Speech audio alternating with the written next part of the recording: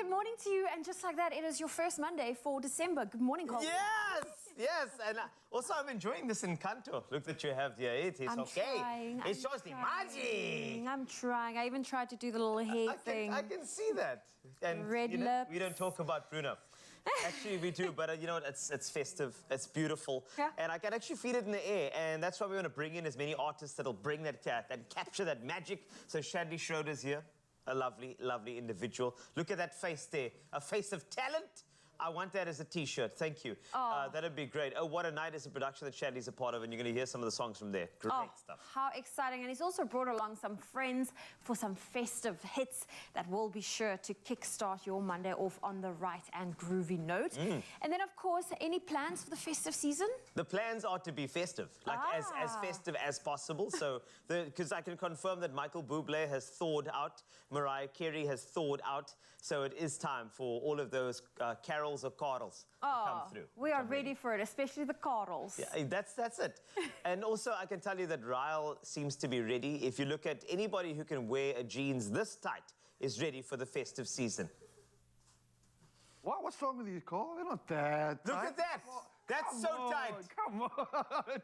Like a toga and ready to serve you, Mzansi. That's how we do it. Welcome to Monday morning. Welcome to the Expresso show. We've got 3 hours of absolute magic that we are here to serve you with. But, of course, the conversation is diving down and getting serious. As you might be aware, the UN has officially mentioned that its 16 days of activism starts today. And we're asking you the question about gender-based violence. Now, have you stood up against GBV or femicide or helped someone who was a victim? We want to know from you, so share your voice notes with us and come through on that WhatsApp line. That's 063-408-8863. Officially, UN's 16 days of activism against GBV starts today. And in light of the panel discussion that we are going to be having this morning, we want to know from you, what's your association with GBV this year? Or maybe you have an experience. Of course, it's going to get heated up. I need to cool down, of course, with my Super M. But this is going to be a show like no other. So it's Monday. Let's set the scene. But right now, it's time to start off with official duties. The one and only Carlitos is standing by to serve. Thanks a lot, Raul. Let's take a peek at the news for the morning. The search for the people who are missing after they were swept away by floodwaters during a baptism ceremony in the Yukskay River, Johannesburg, at the weekend will resume this morning. The search was called off late yesterday afternoon. 14 bodies have already been recovered and 2 people have been admitted to hospital. Some 30 people were taking part in the baptism ceremony when the river came down after a downpour and swept them away. The bodies were found along the Yukskay River between the Corlett and Greyston exits in Sandton. Now, Eskom says load shedding, which is currently on stage 4, was downgraded to stage 3 at 5 o'clock this morning. Tomorrow morning at 5 o'clock, it will be lowered to stage 2. This follows after the power supplier increased load shedding to stage 4 on Saturday afternoon after a number of its generating units had failed. On to international news. Niger's President Mohamed Bazoum has said that African and European states should agree on quotas for African immigrants tailored to employment needs. An agreement based on the number of Africans that each European country needs for its labor market could help resolve the problem of illegal migration and human trafficking, Bazoum said. He also added, and I quote, "In France, Spain and Italy, you have many jobs in sectors of employment where Africans can work." At a peak in 2016, some 181,000 migrants reached Italy by sea. Now, the fighting in Ukraine has been slowing down, and this will likely continue in the coming winter months. However, there has been no evidence of fading resistance on the part of Ukrainian forces, the U.S. Director of Intelligence, Avril Haines, has said. She added that both sides would try to refit, resupply, and reconstitute for any counteroffensive in the spring. This follows Russian attacks on Ukraine's critical energy infrastructure. The war in Ukraine is now in its 9th month, but Russia has lost more than half the land it's seized.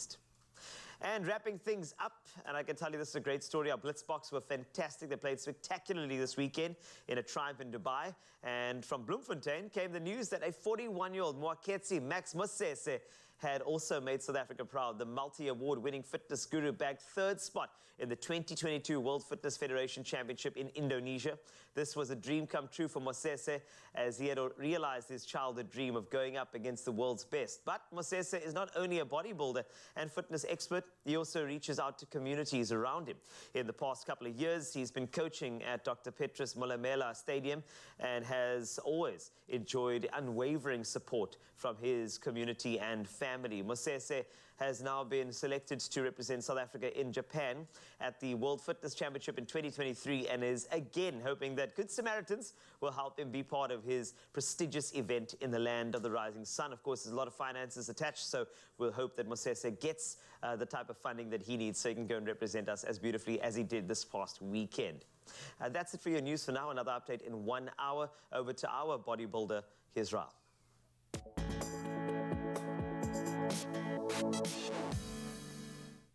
Thank you so much, Carl. Of course, this weekend was filled with sporting action, and the World Cup is one of those on the list. Let's start with it straight away, heading into the soccer action which took place last night in the round of 16.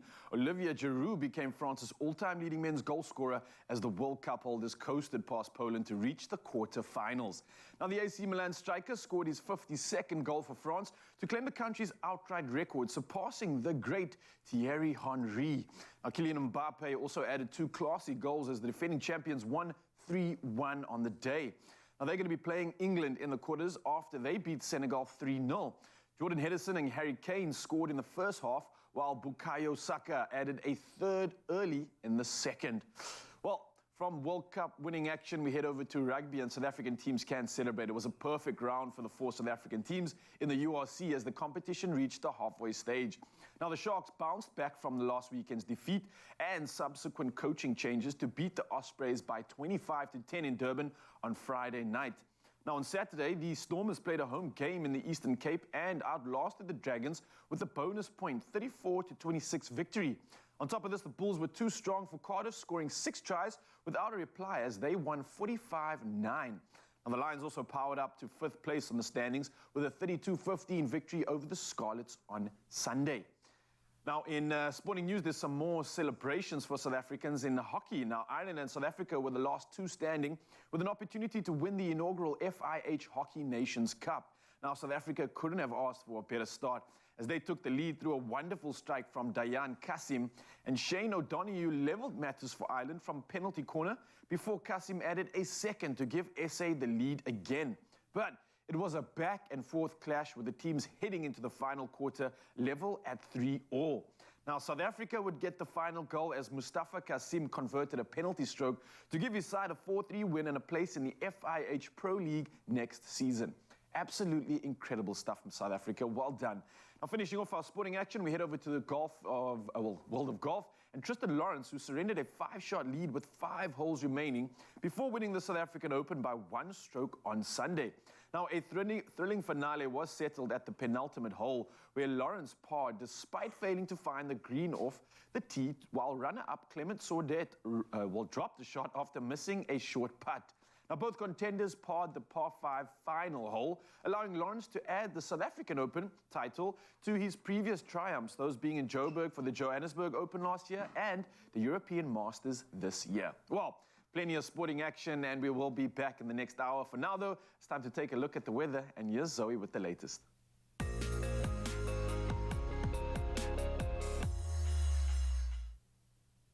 Thank you, Raul, and we start off with a bit of news around your weather. The Nelson Mandela Bay Metro in the Eastern Cape says it is relentlessly upgrading its water supply system as the drought worsens. The Metro's Mayor, Retief Odendaal, says the upgrade of the Krom River supply system will make an additional 10 megalitres of water available per day. Odendaal says the level of dams that supply water to the metro area is rapidly falling, and according to indications, the drought could last until 2027. Meanwhile, heavy rain and gale force winds wreak havoc at Mogoloboto outside Sanin in Limpopo yesterday. Houses' roofs were blown off and the walls of some structures collapsed. According to reports, many residents suffered major damage. However, no loss of life was reported. Well, that's where I leave your bit of news for this morning. Let's move on to your sunrise views. Diane van Hoven captured this warm sunrise while outside walking her dogs. Sadie Veldhausen from Durban sent this bright and bold photo of the sun rising up. Jacques Breed from Sasolburg snapped this view from his kitchen window, overlooking the city with calming pinks in the distance. And Mimi, out in Watchcart, shared her view of the sun beaming through the fence with this beautiful, pretty silhouette of the trees. And last up, Debbie Drahota showed us an energetic view filled with vibrant pinks glimmering up the skies at Marina Beach. What a magical way to start your day. Well, if you have a sunrise view or video that you would love to share, please do so on our WhatsApp line. It's 063 408 8863. Let's get into today's temperatures. Heading over to Limpopo, if you're in Polokwane, your lowest 17, your high 31. If you're in Mbombela, 17's your low, 29 your high. Pretoria 15.25, Johannesburg 13.22, Mahikeng 13 reaching a high of 32. Klerksdorp 13.28, Kimberley 12.29, Bloemfontein 9 reaching a high of 27. Richards Bay 19 with a high of 30. Some rain and thunder can be expected in Pietermaritzburg. 12's your low, 28 your high. Durban rainy conditions 18 with a high of 29. Mthatha 19. In fact, 10 is your low, 20 your high. East London 14.19, Cradock 9 with a high of 20, Kabeja 13.21, George 12 with a high of 24 today, Cape Town 15.21, Worcester 9.25, sunny in Sutherland 7's your low, 21 your high, Uppington 14 and a high of 28 degrees Celsius for today. Well, that's your temperatures. We'll have another look at it shortly after 7. It's heating up indeed, yeah. All right, so you know, the thing is that it's 16 days of activism, and we as your Feel Good Breakfast Show could not go without actually having a panel discussion on the topic. There are so many facets to it, and it's very, very important for us to unpack it with a panel of experts in the next couple of minutes. So if you would like to weigh in, 063 408 8863. This is everybody's narrative, and we all should weigh in as well. Yeah, we definitely should, and it's going to be an enlightening conversation. So grab a coffee. And speaking of coffee, we've got a great coffee tip coming at you just a bit later. We talk about Expresso, Woolworths, and some great opportunities there. So grab that cuppa, join in on the conversation. It's going to get heated, and it's going to be oh so important, and we'll see you right there.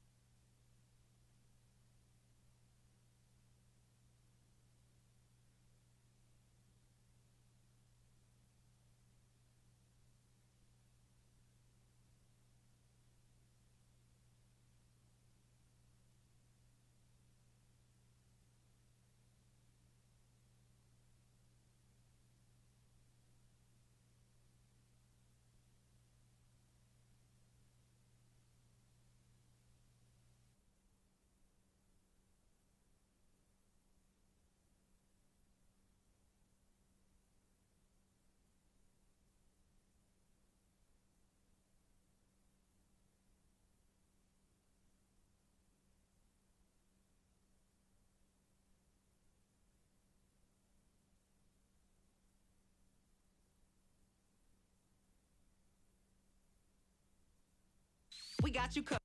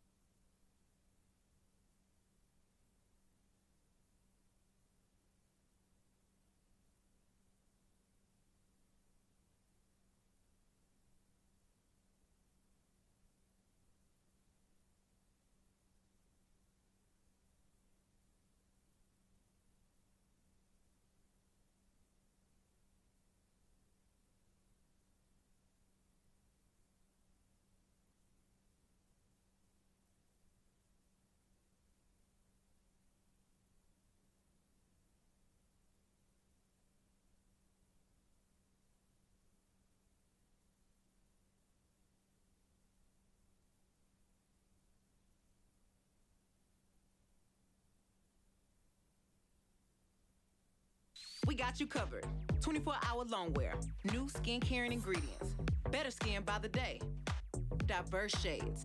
Transfer resistant and waterproof. For all skin. For every life. New Color Stay Long Wear Makeup. It's my feel-good breakfast show. Welcome back. It is your feel-good breakfast show, Expresso on S3. Now, 16 days of activism for no violence against women and children is a UN campaign which takes place annually from the 25th of November to the 10th of December. It focuses on raising awareness to the devastating impact that gender-based violence and femicide has on women and children and the social fabric of our society. Now, today we discuss 16 days of activism against GBV, the progress we've made so far, and the strides we are yet to achieve. And that's why we've brought a panel together. Our panel consists this morning of Centre Manager at Hope House Counselling Centre, Mandy Denoon-Stevens, as well as author and columnist Haji Muhammad Doji. And competing our panel is producer and performing artist Enrico Hartenberg, whose theatre production Vloeibare Moed is inspired by real-life incidents of GBV in Mzansi. Now, we encourage you at home to share your thoughts. Perhaps you would love to share your own experiences. You're welcome to be part of this conversation on our WhatsApp line. Send us a voice note on 063 408 8863. We will be playing them throughout the show. To our panel, good morning. Good morning. You know, it's a tough topic to broach, but I'm so glad we're using this platform, like national television, to broach it, because it's about time. We talk about so many different things, but it's important to unpack this. But I'll start off with you, Enrico. This production that I hear about, apparently it was really inspired by one of the most devastating, I mean, there are many, but when everybody heard about Uyanene's death, I think there was a ripple. There seemed to have been a massive shift in focus, and suddenly the spotlight was moved for a change. And I think that's something that it should have changed a long time ago, but with that sad tragedy, now we had to make a platform for things like this, and a production was the perfect platform. In terms of your inspiration, is that where it came from? Did it come from that devastation? Yeah, so I was a student back then, and then I was at her service, and I went back to my race room, and there I was faced with like a question being, how did we succumb to this? And we can't succumb to this and feel powerless. So I then wrote Vloeibare Moed, which is about the lives of 4 uni freshmen whose lives are in turmoil after one is the suspect in a GBV crime. Yeah. Wow. Sure. Very powerful production by the sounds of things. And Haji, I'm now put the spotlight on you because it's been 4 years since this has happened. I remember the mass protests that broke out, everyone that marched to Parliament wearing black. Where are we now 4 years later? It's been a slow process. I think South Africa just is one of those countries all around when it comes to protests and stuff where we have this very, very heated moment and then we forget and then money goes elsewhere. And then sort of nothing happens until something disastrous happens again. So, you know, we were supposed to have a national council set up by now for gender-based violence. They tried it in 2012. It's fallen apart again.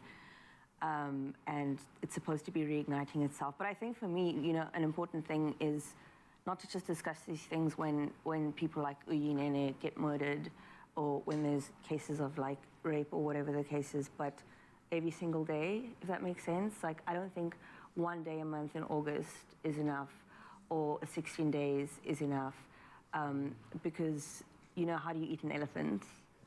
By dipping its tail in wasabi. No, jokes. You one piece at a time. And twice a year is not enough. Yeah, I completely agree. We seem to be very reactive in our activism, and it shouldn't be that way. It should actually be a matter of daily refreshers, daily signs. And if there was a committee made as promised, we would have been in that place as well. But I think let's take it to the counselling side of things, Mandy. We trust your 30 years plus of experience in counselling. But if I think about how many people have the pride factor involved when things are happening at home or in any sphere, nobody really wants to say anything about it. You almost feel like it's your fault. You feel like you can't because it's not acceptable socially.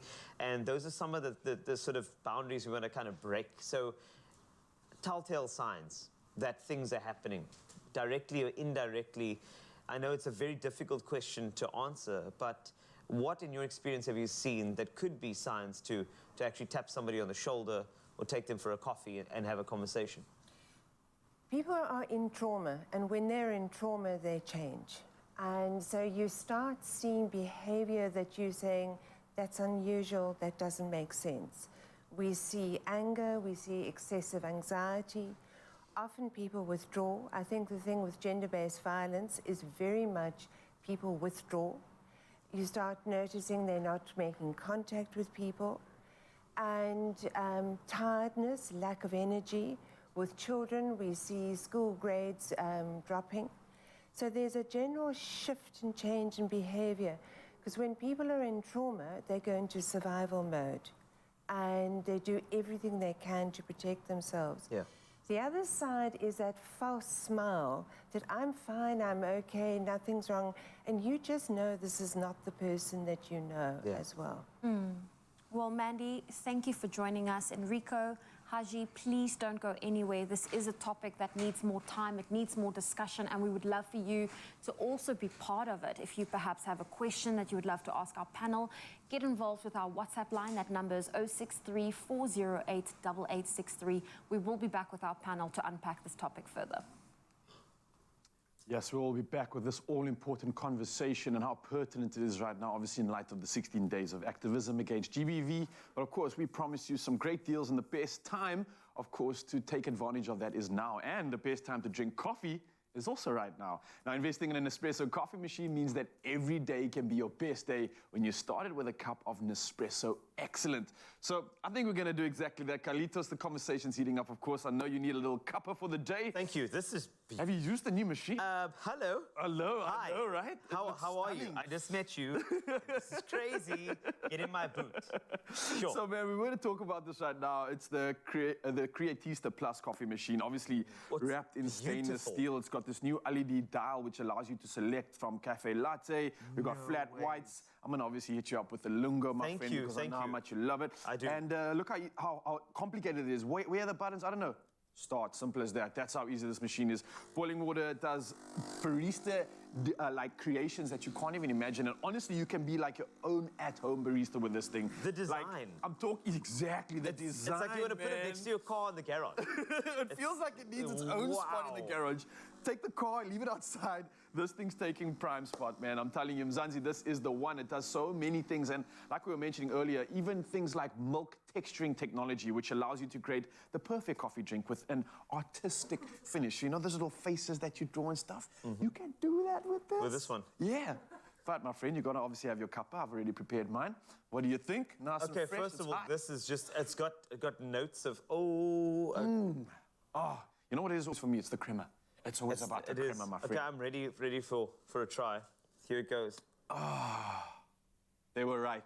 The best time to drink coffee was exactly right now. This moment I'm going to savor forever. We've got 3 hours of magic coming at you right now. And of course, every day can be your best day too with the Creatista Plus coffee machine. And you can get up to 35% off selected Nespresso coffee machines at Woolworths, plus a 600 Rand coffee voucher when you purchase 100 capsules of Nespresso coffee. Now, that's not enough for an entire year, because I know people like G will have 5 of these a day. And if you tasted this right now, you'll know exactly what I'm talking about. Now, this offer is valid until the 29th of January 2023 at Woolworths, in-store, online, and on the app.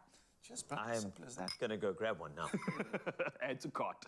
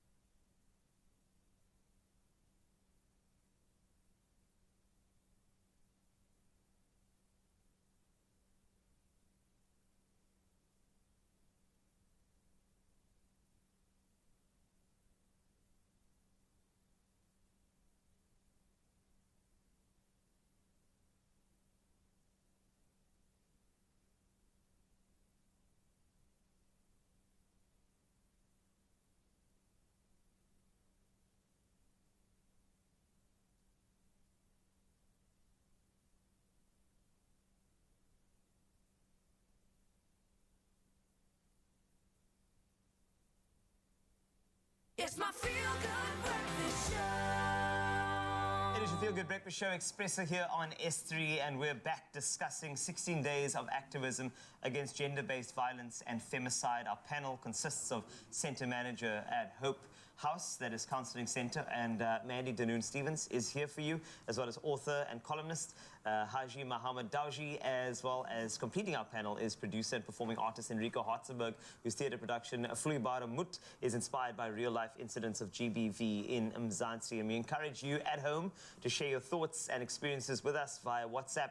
That number 063-408-8863 as we continue our conversation. Well, we actually got a WhatsApp coming through, and this is anonymous. And I think Mandy, perhaps anyone on our panel, take a listen to this, and hopefully, Mandy, you have some words of encouragement. Good morning. I am from Kimberley. I just want to find out, how do we help somebody that has been abused for almost 39 years or 40 years, and she's still in the marriage, and the husband really abused her badly? How can we as community, as friends, get involved? Because sometimes they say the individual must come out. But what do you do when you see somebody suffers, when you heard their cry, when she's confiding in you and tell you all the gruesome things the husband did to her, but still she's in the marriage? Please help. Please, we need help. Please help us. Thank you, Anonymous, for that voice note. Mandy, this is coming from a loved friend, family member. We're not sure, but this is something that we experience probably over and over, where you see someone in a situation that's not good for them, but how as an outsider can you help them, or be like, you need to leave or get yourself help? I think what she's doing is the most important, is being a friend, because abuse isolates people. And you're staying there as a friend, as somebody to listen to. A lot of reasons why people don't leave is because they have nowhere to go. Financial reasons hold them. So as a community, I think one of the most important things is to have a place of safety. Where do they go? How do they shift? How do they move out from there? So I think starting off by getting her to acknowledge that it's not right, it is abuse. Then providing a place of safety and a place to listen. And then there are always to have those counselors around who can do the emotional journey, who can listen, who can hear. But starting by being the friend and being the listening ear. And then from there is just encouraging and just saying to them, it's not okay. Yeah. And is this where Hope House would come in a situation like this? Very much so. I mean, we see a lot of people who are actually in abuse or have suffered abuse, and just walking that emotional journey with them. First of all, identifying and being able to say, yes, it is abuse. This is not okay. I need to change. And then finding that voice, because abuse kills that voice. It kills the self-esteem. And just through counseling, you're starting to reframe, rethink, and get the activism back again, the energy to say, no, I am important. My children are important. And I'm going to stand up and I'm going to leave. Thank you, Mandy. And that's power, and I hope that sits well with you, and I hope that helps. If you need to get some assistance as well, we do have some contact details on screen for you as well. But our panel discussion does continue, and I think that when you think about abuse, you think about things being quite linear. It is emotional, it's physical, but even something like society's treatment of women of color can be a form of abuse, and that's, Haji, that's what your book highlights. In fact, Sorry Not Sorry. And I just wanted to unpack that with you for a second. You know, in terms of the way it traverses so many different angles to how women of color are treated in society, the aim of the book was to create a massive spotlight on something that is so vitally important, especially in the South African context. Tell us a bit more about it.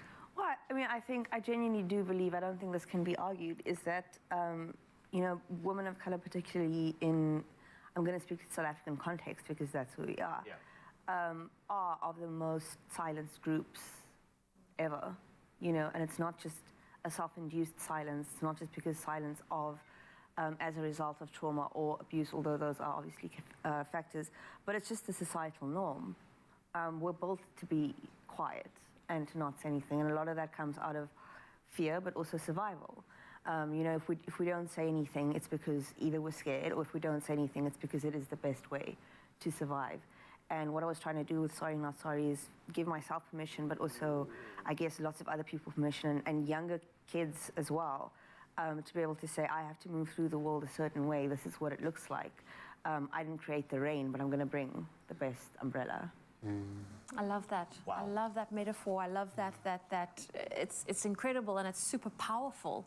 Now, Enrico, you know, when it comes to this, we heard it during the pandemic that South Africa is facing, you know, its own pandemic, and that is against GBV and men being at large, the perpetuators and the ones continuing this.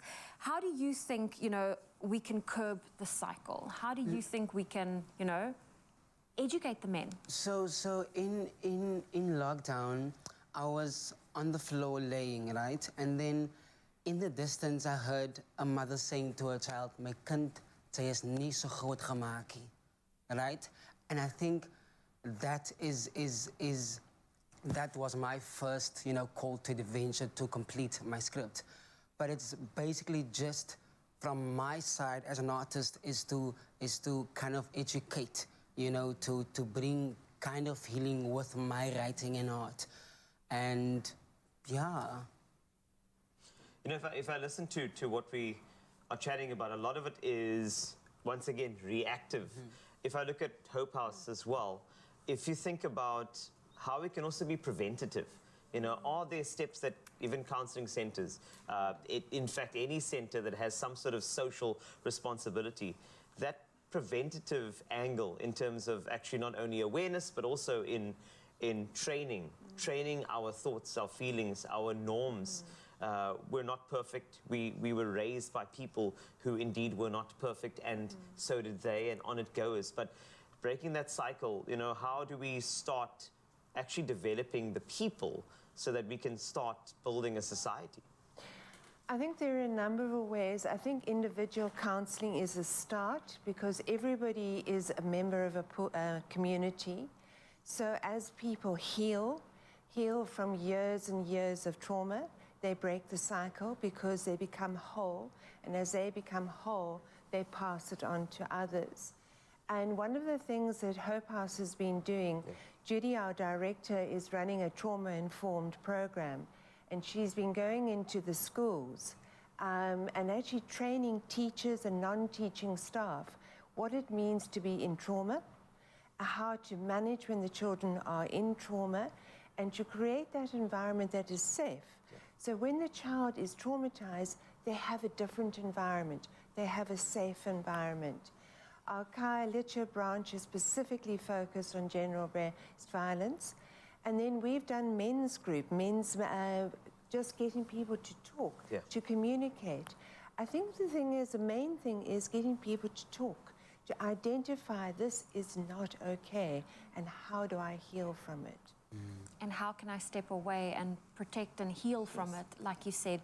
Well, Mandy, Enrico, and Haji, they're not going anywhere. We're continuing our panel discussion. And if you need some help, Hope House, we've got that number on your screen right now. You can also call their Kuils River branch on 021-903-0521, or you can email them at info@hopehouse.org.za for a list of accessible branches. One, hopefully, that's close in your area. But don't go anywhere. Our panel discussion will be back. Oh, what a great conversation. And yes, of course, it is going to continue and carry on, so don't go anywhere. But for now, though, let's talk about family. And that means nobody gets left behind or forgotten. So don't forget to tell them how important they are. I think everybody deserves to know, especially if you have those sentiments towards them. Now, this is something exciting. There's a 2,000 Rand cash prize up for grabs. That's a weekly, and it's all courtesy of Panado SA.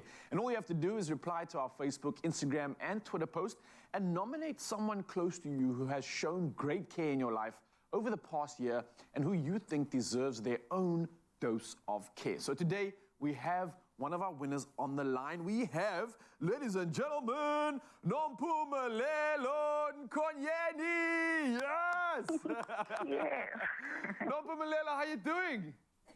I'm okay. And how are you? Oh, I'm so good. And reading your message has made me feel so warm inside. I just want to let Mzansi know what you wrote. Now, you mentioned the following post and you nominated your cousin. And you said, I nominate my cousin Mteto Mamela. He has taken very good care of me since I was young after losing my parents. I am who I am today because of him, and I just wish that one day I can thank him with something. I am grateful. Using the hashtag #AdosaCare and Panado Essay, Nompumelelo, I love this message. Can you tell me more about the person that you've nominated to receive this dose of care? Yes, I nominated him because he really took a good care of me since I was young. At this age, he took care of me even at school, in college. I'm here today because of him. So I'm happy. I want to thank him one day with something that, so I'm happy. I can hear that you're happy, and I can hear how important Mteto is to you as well. I'm so grateful that he was able to do this to you and support you through this. I wanted to know, what do you think he'll do with that money that you've won? Obviously, you've got 2,000 Rand now. It's definitely a way to say thank you. What do you think he'll do with it? He always wanted a microwave at this moment. Oh, nice. So I'm going to buy him a brand new microwave. Oh, that is beautiful. I can't think of a better way to say thank you. Mpulelo, just want to say thank you to you as well for coming through in this competition and sharing such an incredibly insightful and inspiring message. I'm grateful that you have love like this in your life, and I hope that you can celebrate it for all the years to come. Thank you so much. Have a beautiful week. Okay, thank you so much. Oh, I love it. Making people smile, and ones that absolutely deserve it. And nothing compares to the love and care that we are able to show towards each other. So for you, Mzansi, you can enter a Dose of Care festive competition right now and also stand a chance of nominating our next winner. And if you're figuring and wondering how to do that, well, here's how to enter. Check it out. This festive season is about spreading love, joy, and care. So Panado wants to share a dose of care with someone close to you to the value of 2,000 Rand. Reply to the Expresso Facebook, Instagram, and Twitter pages. Nominate someone close to you who has shown great care in your life over the past year and who you think now deserves their own dose of care. The Expresso team will choose the most deserving winners. Don't forget to include hashtag Panado Essay and hashtag a dose of care. Don't miss the Dose of Care festive competition running from November the 14th to December the 7th on expressoshow.com. T's and C's apply.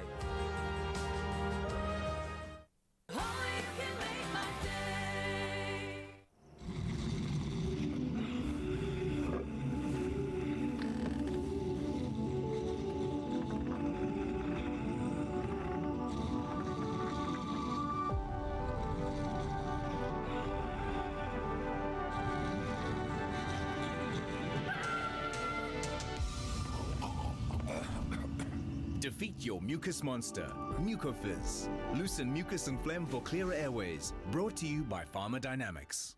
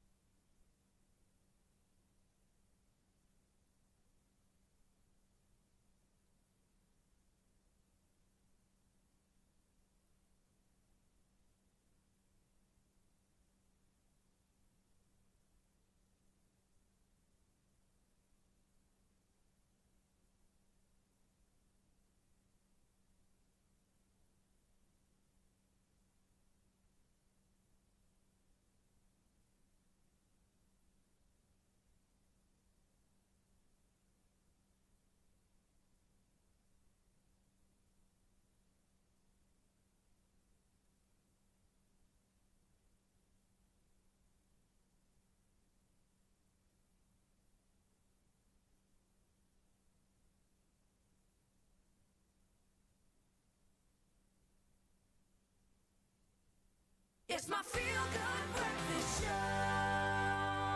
Welcome back. You are just in time as we're about to wrap up our discussion on bringing an end to gender-based violence and femicide in light of 16 days of activism.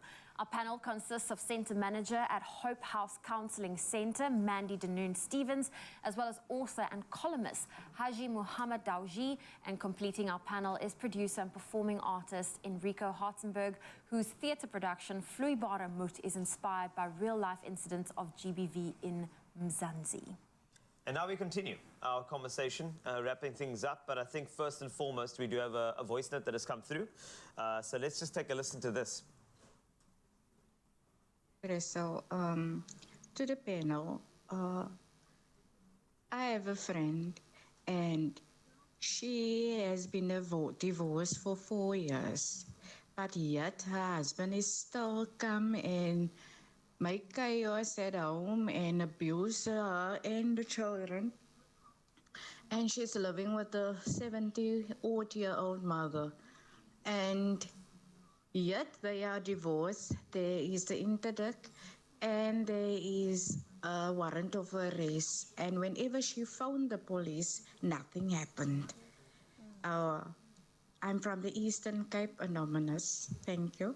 Thank you, Anonymous. Well, I think there are many people that can have these stories where the system is failing them. The system is failing the victim. Mandy, I don't know if you have any words that you would love to say or answer to that voice note. Wow. Yeah, very difficult. It's not, in the end, community needs to step in. Community in terms of offering places of safety. Family needs to step in and come alongside the family. And we hear of many cases like this as well. Yes, we could offer individual counselling in this place where they are in danger. Family, community need to step in and help. Because you cannot just move away. Finances are such that you can't just up and go. So others need to come alongside and actually help.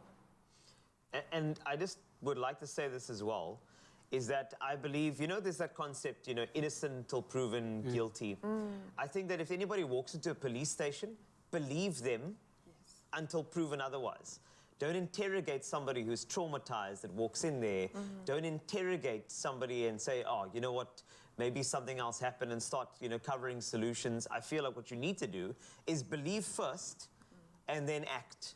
And then you can deal with the rest later. That's all I'd like to see this country doing. And, Haji, on this point, if you look at the way we are responding on all fronts, the people are already upset about how we are responding to everything. In fact, I want to pull up this comment very quickly because I think this is quite a pertinent comment that has come through. It's from Gary Okamp, one of our regulars, and he says, the laws and policing should be dramatically changed. Government has given billions to fight this surge, but no change is seen. Where does this money go? A person beats their spouse to death, they get 8 years. Out of parole in 4. Person shoots a rhino, they get 52 years. And I mean, that's a powerful comment. It's an indictment, yes it is, but it should be, because where do we go next? I mean, we can have these 16 days of activism every year, and we can make a massive fuss about it. And yeah, it's gonna tick the little needle a little bit, but what's next? If there was an opportunity, let's just say, in front of a camera on national TV, where you'd say, hey, what's next on the agenda? What would you say? Well, I would say that there are very few instances where, the public are faced head-to-head with opportunities of being able to look someone in the eyes, or being able to look perpetrators in the eyes, especially because you can't put a price on human life, but we do, right? And so that's why there's just way too many people who live with trauma and being abused and gender-based violence. But there are opportunities like within the media, within the public sphere, within the private sector as well, where things like this are brought to the fore. And then we create this idea of normative ordinance where we just like, okay, let's just forgive them, let them come back into the fold, let them just, be as they are. And obviously this sets up, perpetuates the wrong kind of societal expectation of men, and it gives them permission to just continue behaviors that shouldn't be allowed. And we talk about the public sector and communities and that kind of thing, but we never, if you look at this panel itself, it's 2 women and Enrico, and why isn't it all men? You know, why aren't men sitting here being interrogated about what they need to do to change society, not just themselves, but what they need to do to contribute to society and what they can do better and how they should preach to their own choir. Because I'm not going to sit here and tell you how to be a human being. And I'm not going to sit in a boardroom on Women's Day and tell other women how to be human beings. But that is still what happens. It really Thank you is. for that. Thank you. Powerful. Thank you. Enrico, your production, Vloeibare Moed, of course, touching on some key things and also has a message of its own. How can people support, watch, be see this product that you've put together? Okay, so we are playing at Kleinvlei, Sarita High School, and Kailicha. And mind you, it is 4 boys telling the story. So, and it's free of charge. And the message for me behind it is for men to come together and to have a conversation about the issue at hand, young men, because I feel like they are the change and they are the future. So really, we need to furthermore interrogate more things about this issue at hand. Yeah. Well, it's been an incredible chat with a really fantastic, informed panel from Hope House. Thank you so much, Mandy and Rico. All the best with your production. Thank you. Haji, sorry, not sorry. We need to pick up that. Thanks. And, of course, check out the columns as well. But thank you very much for offering what has been a lot of solace to anybody who's watching. You know, if it is indeed you, there were channels mentioned. Hope House is indeed one of them. But gender-based violence allowed this to be the catalyst for not just the 16 days of conversation, but there's got to be more conversation. There's got to be more activism and not reactivism. And that starts every single day with you and I. So to anybody who's facing abuse at the moment, you are not alone. We hear you and we see you, and change is coming. Thank you so much again for that conversation. Change is definitely coming. And just another note to all the gents out there too. It's time for us to step up indeed. It's time for us to have that conversation.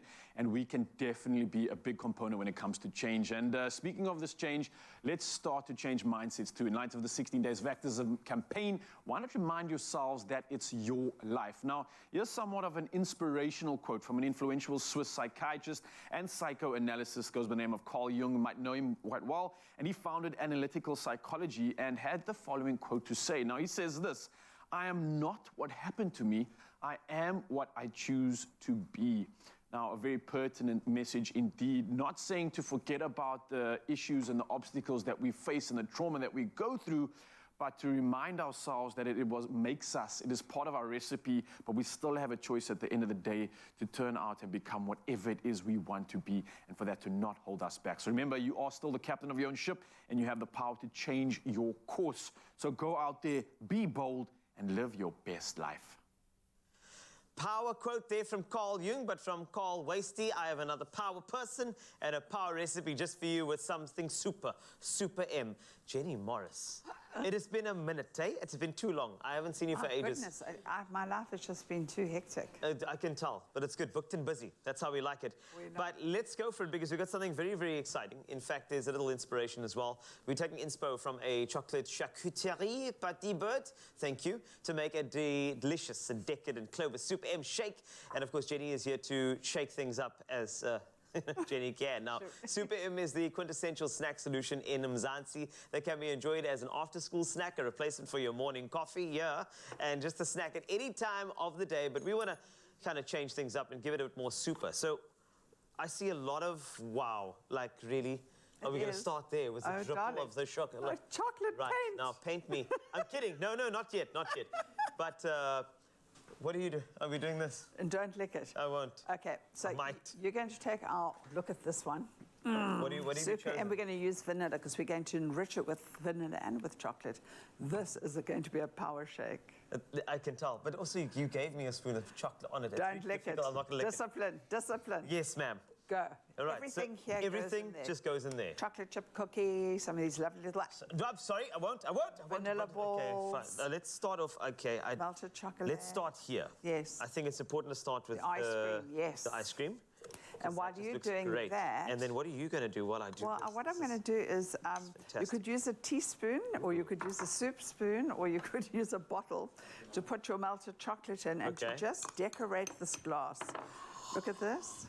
Oh, darling. This is decadence. Yes. So what I'm going to do is I'm going to make like big, delicious, wonderful swirls inside this glass, and you're going to make one racket over there. I will. And just let your chocolate drip down, you know, just to give it legs, as they would say in the wine industry. This is actually so much fun. Because I'm wondering how it's all going to come together. Oh, it's I hope it comes together. That's the thing. It will. Okay, well, let's just do that. Okay, we've got all the ingredients. Now we're going to go super. This is important. You're going to go, lovely, lovely. Look at that. Okay, so now I've got my glass going. What you could do is, if you're doing it for like a lot of people, you could go prep your glasses, stick them in the fridge, because I like to... I like that. I like glass art, especially It is that nice, way. eh? I used to wonder how they did that with something like a Dom Pedro. Oh, absolutely. But now, you know, when learning that, now you can do people's names at a party if you want to personalize. Everything. Okay, fine. There's actually something quite important that I wanted to tell you. So basically...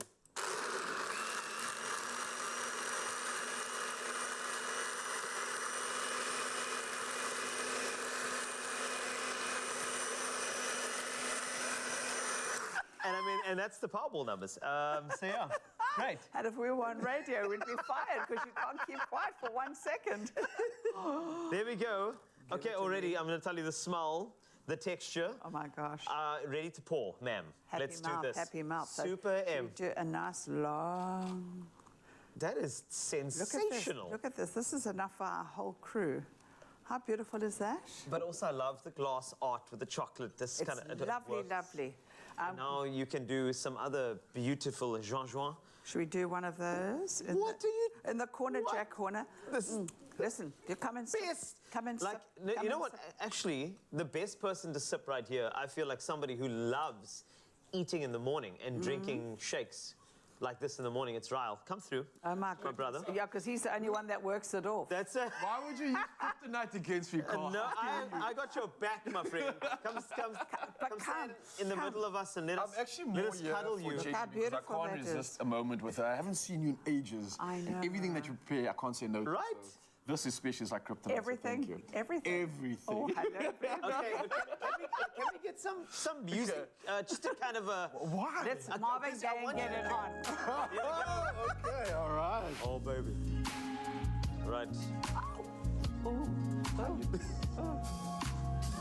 Baby.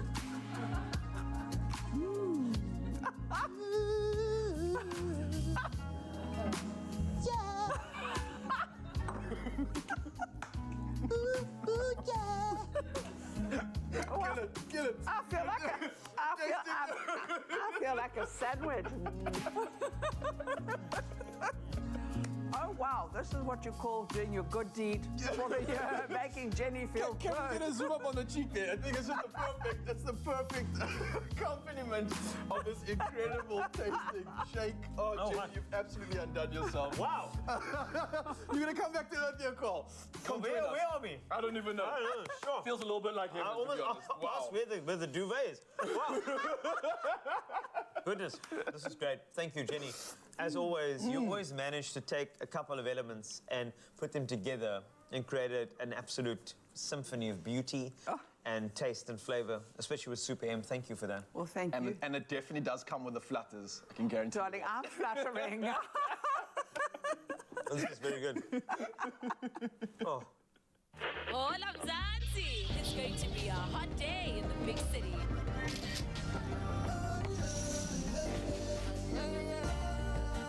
Super M. Anytime gap filler. Made with love by Clover. Oh, you can make my day.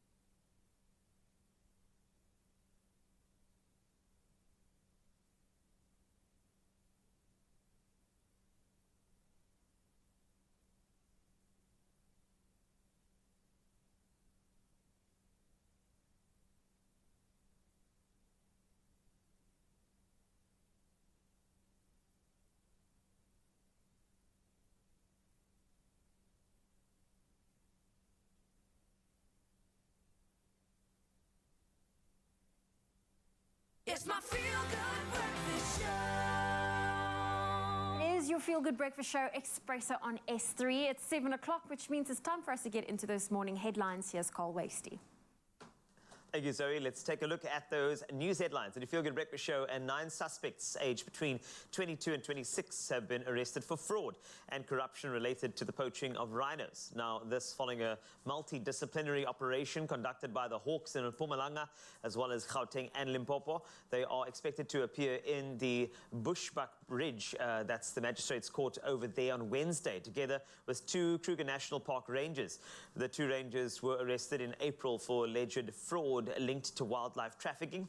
They were allegedly passing on tactical information to rhino poachers. A Hawk spokesperson said a vehicle and tools allegedly used for rhino poaching were confiscated. Now, the search is on for the people who are missing after they were swept away by floodwaters during a baptism ceremony in the Yukskay River in Johannesburg at the weekend. It will resume this morning. The search was called off late yesterday afternoon. 14 bodies have already been recovered and 2 people have been admitted to hospital. Some 30 people were taking part in the baptism ceremony when the river came down after a downpour and swept them away. The bodies were found along the Yukskay River between the Corlett and Greyston exits in Sandton. Now, on to international news. Iran's morality police, which is tasked with enforcing the country's Islamic dress code, is being disbanded, the country's Attorney General has said. Mohammad Montazeri's comments were made at an event yesterday. Iran has seen months of protests over the death of a young woman in custody. Mahsa Amini had been detained by the morality police after allegedly breaking strict rules on head coverings. Montazeri was at a religious conference when he was asked if the morality police was being disbanded. Now, Niger's President Mohamed Bazoum has said that African and European states should agree on quotas for African immigrants tailored to employment needs. An agreement based on the number of Africans that each European country needs for its labor market could help resolve the problem of illegal migration and human trafficking, Bazoum said. He added, and I quote, "In France, Spain and Italy, you have many jobs in sectors of employment where Africans can." At one stage in 2016, some 181,000 migrants had reached Italy by sea. And wrapping things up with something so beautiful, 190 years old and still going strong, that's Jonathan, a Seychelles giant tortoise from St. Helena Island, which has celebrated his 190th birthday as the world's oldest living land animal. The island, where Jonathan has spent most of his life, is marking the occasion by opening up for 3 days to visitors wishing to celebrate the historic milestone. Jonathan is thought to have been born around 1832. He was brought to St. Helena from the Seychelles in 1882. Through old age, has left Jonathan blind and with no sense of smell. His hearing is excellent. And Jonathan's vet, Joe Collins, told Guinness World Records that he still has plenty of energy, though this varies within the weather. Collins said on mild days, he sunbathes. In colder weather, he digs himself into grass clippings and remains there all day. That's the life of Jonathan, a fantastic 190 years old and chilling. We love stories just like that. That's it for your news for now. We have another update in 1 hour. Here's Sport. Raul standing by.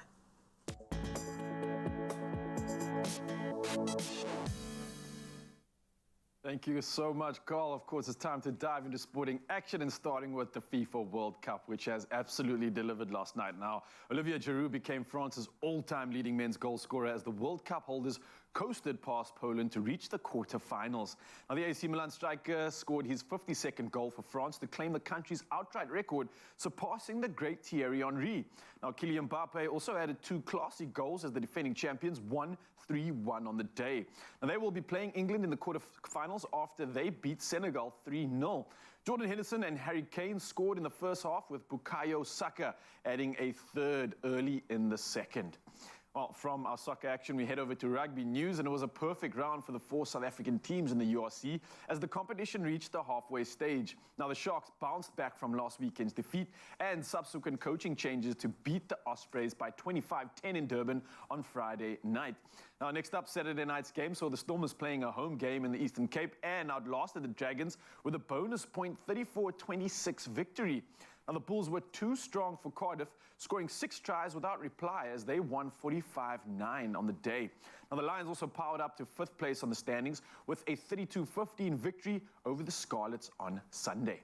Now, more exciting and celebratory news for South Africans, and this one comes from the world of hockey. Ireland and South Africa were the last two standing with an opportunity to win the inaugural FIH Hockey Nations Cup. Now, South Africa couldn't have asked for a better start as they took the lead through a wonderful strike from Dayan Kasim.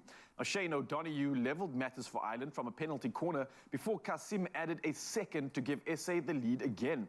But it was a back-and-forth clash with the teams heading into the final quarter level at 3-3. Now, South Africa would get the final goal as Mustafa Kasim converted a penalty stroke to give his side a 4-3 win and a place in the FIH Pro League next season. Magic stuff indeed. Now, finally, in our sport results, we've got golf in action, and Tristan Lawrence surrendered a 5-shot lead with 5 holes remaining before winning the South African Open by 1 stroke on Sunday. Now, it was a thrilling finale, which was settled at the penultimate hole, and Lawrence parred despite failing to find the green off the tee, while runner-up Clement Sordet dropped a shot after missing a short putt. Now, both contenders parred the par 5 final hole, allowing Lawrence to add the South African Open title to previous triumphs in the Joburg Open last year and the European Masters this year. Well done, lad. Well done. On that, I sign you off with the rest of the headlines. We'll be back in the next hour with some more sporting action. But for now, it's time to hit the roads and see what's happening with the traffic. And yes, so.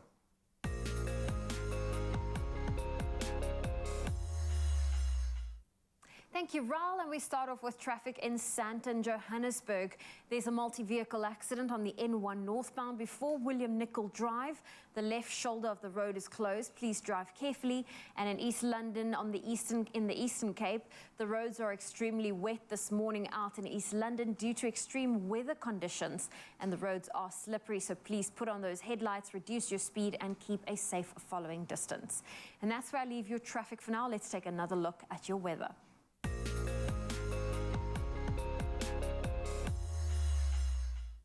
And we start off with some news. A volcano erupted in Indonesia yesterday, spewing a cloud of ash 15 kilometers into the sky and forcing the evacuation of some 2,000 people. There were no immediate reports of any casualties from the eruption of the Semeru volcano. Indonesia's transport minister said most roads had been closed as it was raining volcanic ash. The eruption, some 640 kilometers east of the capital, Jakarta, follows a series of earthquakes in the west of Java, including one last month that claimed the lives of more than 300 people. The deadly late November quake that hit West Java was a 5.6 magnitude. A 6.1 quake struck at a deeper depth on Saturday, sending people running from buildings, but it did not cause major damage or casualties. With 142 volcanoes, Indonesia has the world's largest population living at close range to a volcano. About 8.6 million people live within 10 kilometers of one. Well, that is your news for this morning. Let's take our attention to your sunrise views. For your 7 a.m. update, Pierre Fisachi from Asylum sent this video. In fact, it's a view of a calming pink hues gently lighting up the sky. Then Desiree from Pietermaritzburg shared this overcast photo with tall trees swaying in the wind. Mark Bosman from George snapped this picture-perfect view from the stirring orange tones to beams of light radiating through the clouds. And last but not least, we have Irene Mitchell from Blue Downs, who shared this photo of the sun peeking through her kitchen window while enjoying a warm cup of hot chocolate. Well, thank you for that. If you have a sunrise view that you'd love to share, our number is 063 408 8863. Let's get into today's temperatures. Polokwane, your low is 17, your high 31. Mbombela 17.29. Pretoria 15.25. Johannesburg 13.22. Mahikings 13.32. Klerksdorp 13.28. Rainy conditions in Kimberley, 12's your low, 29 your high. Bloemfontein 9.27, Richards Bay 19 with a high of 30. Rainy conditions in Pietermaritzburg, 12's your low, 28 your high. Durban 18.28, Mthatha rain with a low of 10, a high of 20. East London 14.19, Cradock 9 with a high of 20. Gqeberha, your low is 13, your high 21. George 12 with a high of 20, Cape Town 15 reaching a high of 21, Worcester 9.25, Sutherland 7.21, and Uppington, your low is 14, your high 28 degrees Celsius. Well, that's where I leave your weather this morning on your Feel Good Breakfast Show. We'll have a final update shortly after 8. Thank you so much. So, of course, there's so much action coming at you in just a bit. If you're wondering who this dapper, well-groomed, handsome man is next to me, he goes by the name of Wayne Stafford. But what exactly are you doing here, my friend? Well, we're going to be speaking all about Mr. Supranational South Africa 2023 straight after this. See you there.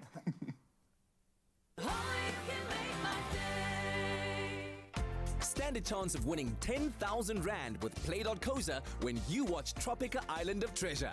Simply SMS PLAY to 41191 or scan this QR code and follow the steps to enter.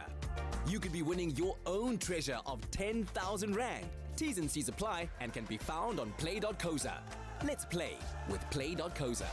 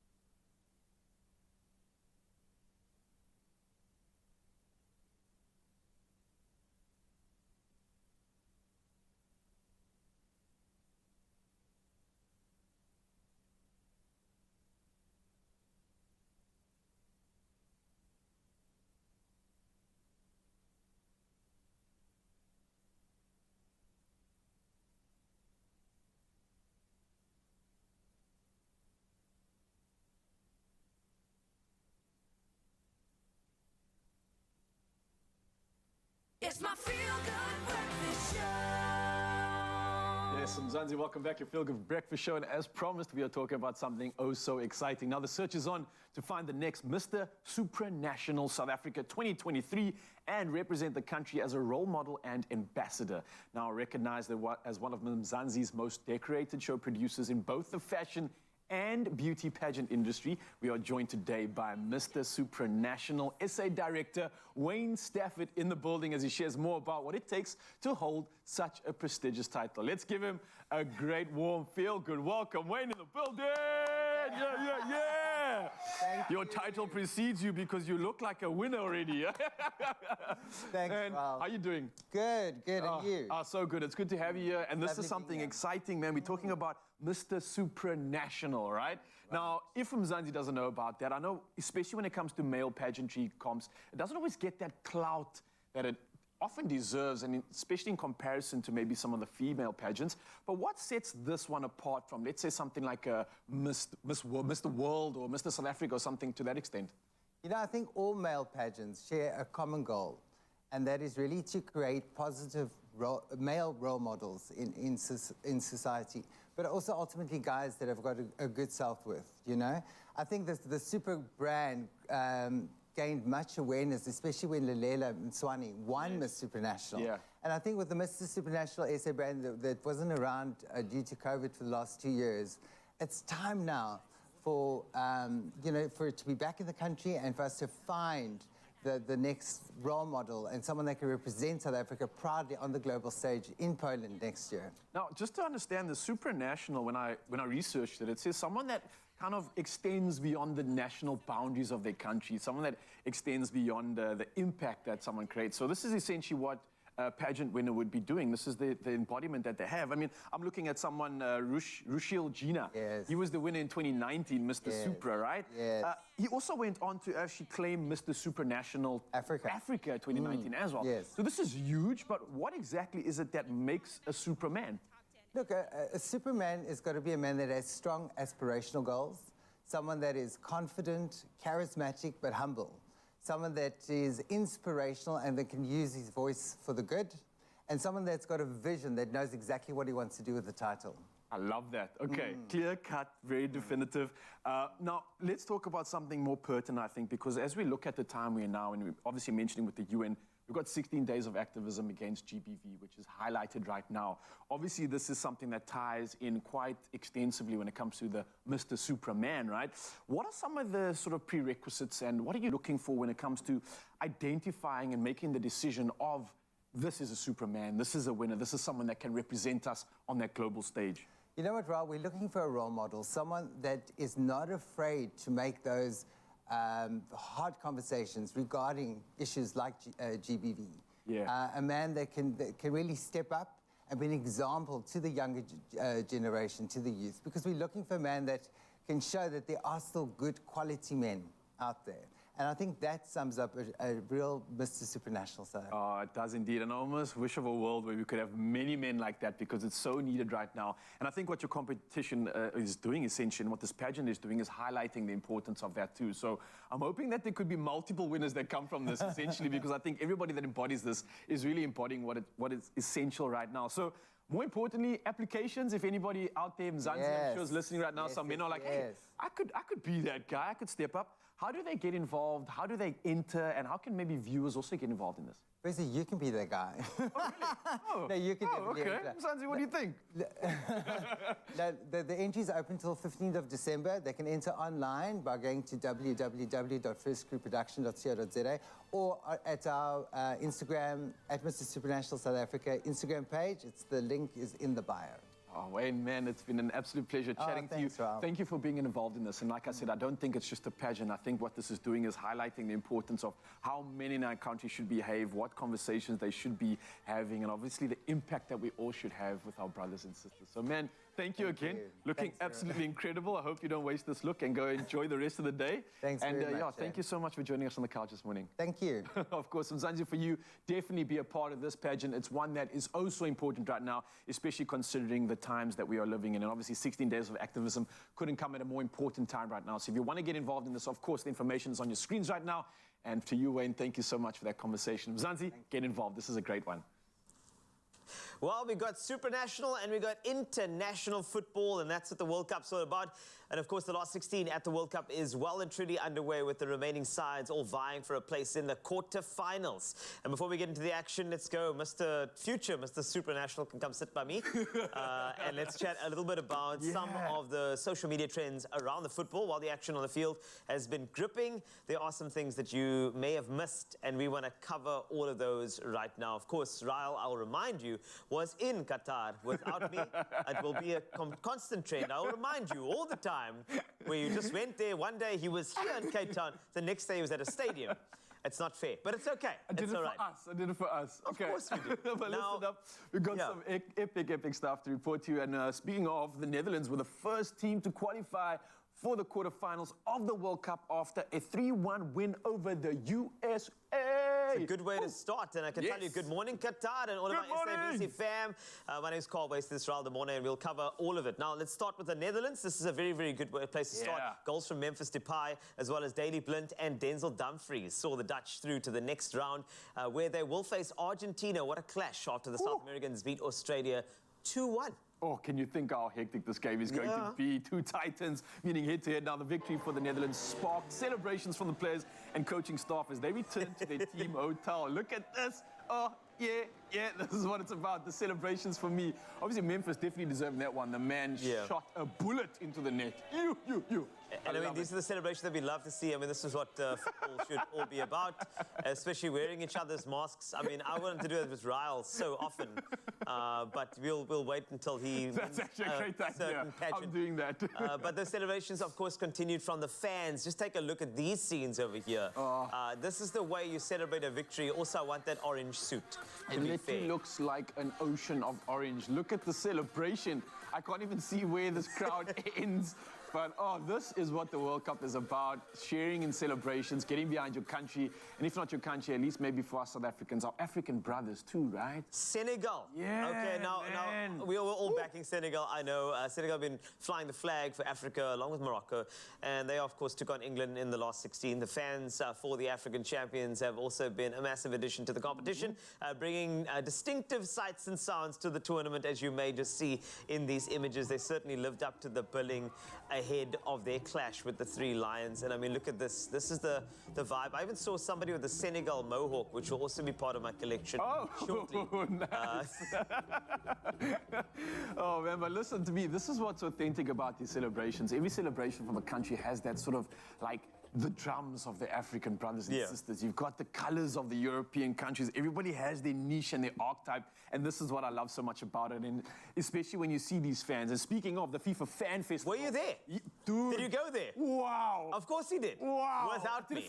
I did it for us, okay? Yeah, he did it without me because he went to the fan park, and of course, there was actually a nice reward for all the fans there. I mean, you could have got that if you had to tell me, but you didn't, shame.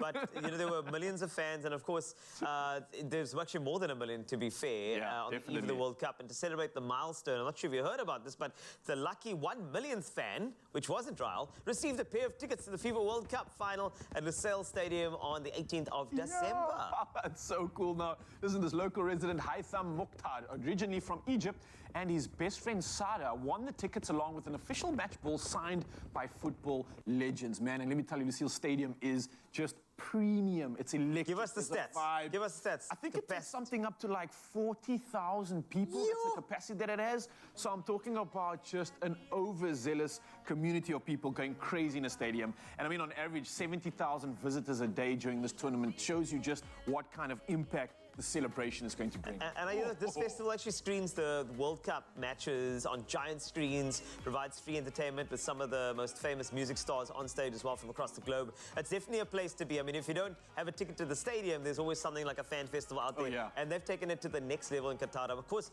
you were there, so you can attest to all of the great things as well, which is great. I mean, just a little bit about the energy You know around what's it. insane is that I would imagine that even if you don't have a ticket to the game, you're still going to have an absolute electric time there. I mean, like you mentioned, the fan parks. We've got Al Souk Fayyad. It's one of these like outdoor centers. The nightlife, the celebrations happening there. There's so many little districts within Qatar itself, which just appeals to everybody. And everywhere you go, someone is celebrating the World Cup. And it doesn't matter what team or country you're from. It's festive. There's so much chaos. And I mean, it was just a place to kind of like absorb ambience from all around the world. You do realize that what we do as South Africans when we do ever travel, we always start looking for each other. Like you start listening. So when I did a bit of a travel, I'm listening for the ya and brew and all of those things. Did you find any? I saw some. I did, and it was a yo. It was the first. Knew it. When I saw some of the crowd say yo, I was like, hey, I see you away. It was so cool. And that's what it's about, man. Yeah, we're connecting like that. But thank you so much to all of our SABC fam. Of course, Good Morning Qatar back tomorrow with all the social media highlights because, of course, the football's on the pitch. But when it comes to us, we are all over the socials making sure the football chias continues. Chias is another one you should have heard. Ah, that's true. I didn't hear that one. I need to go back then, clearly. Oh, you can make my day.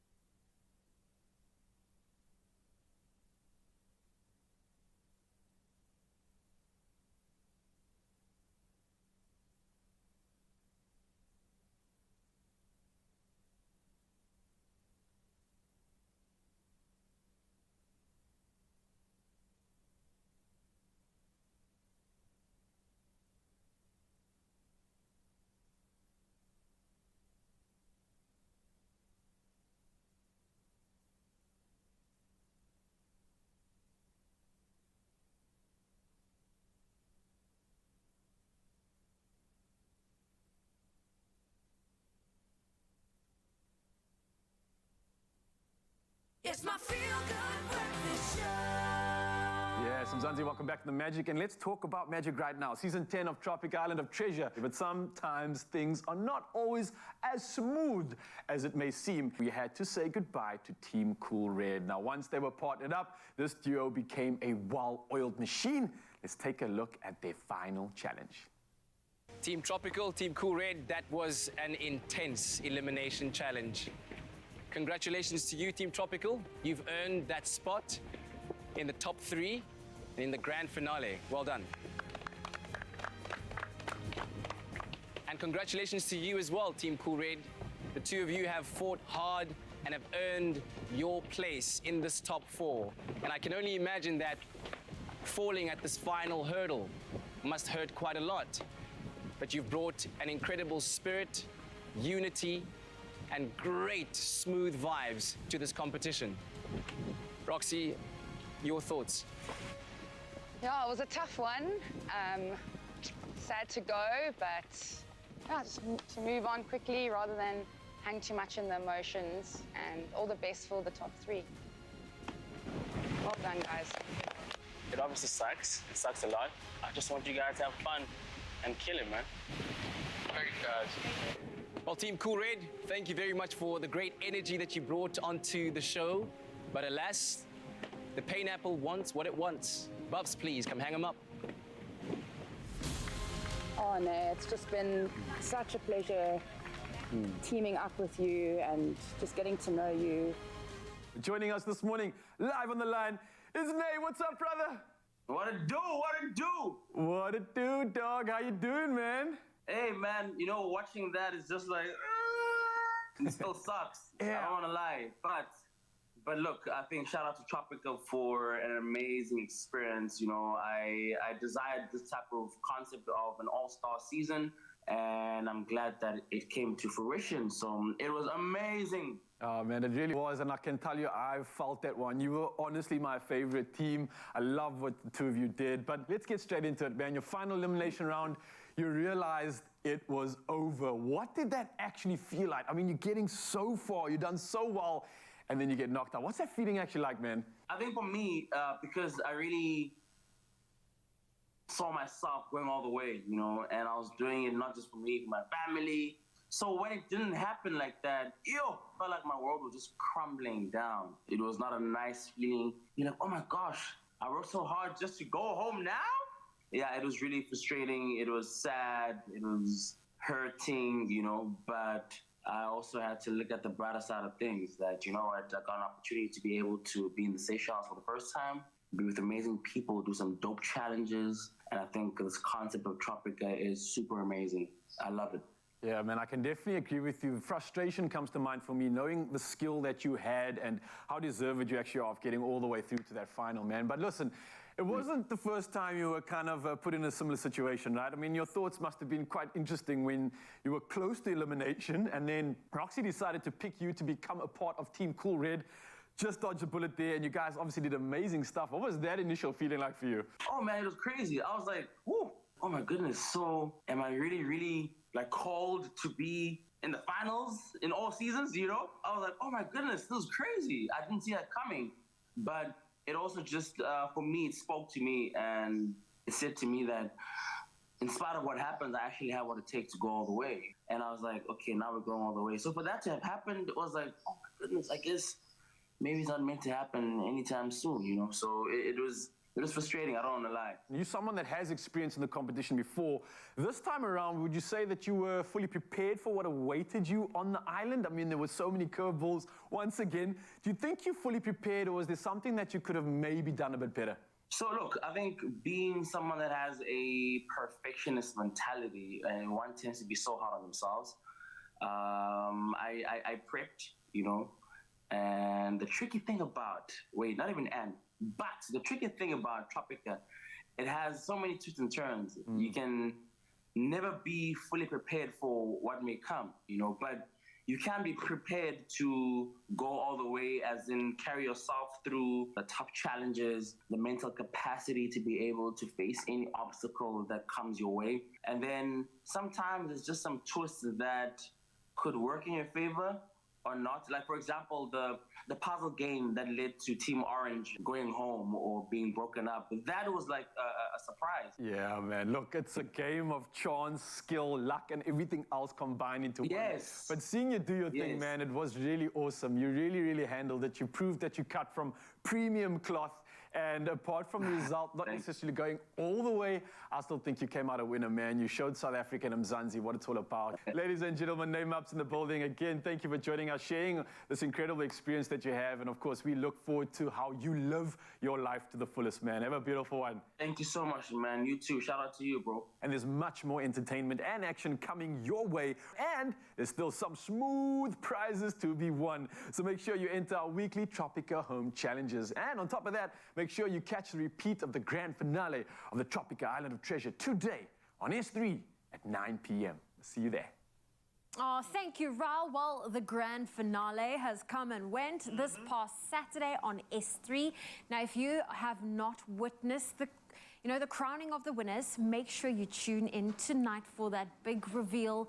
This weekend's Tropica at Home Challenge will also be the final one, so you will have one more chance to win big. All right, so this week, the challenge that you need is a bowling challenge for hashtag Tropica Challenge.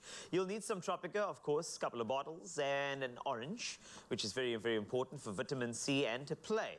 Just take a look at the setup.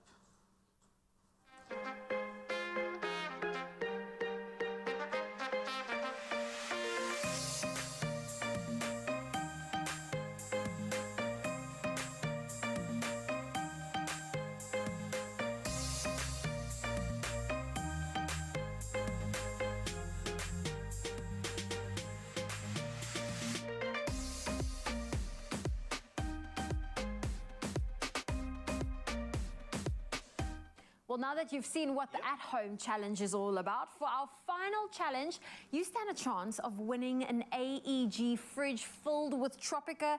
But of course, we need to try this out. Yeah, we can. I mean, you know what I loved about that? I mean, the entire thing was done by trained actors. All of those trained people.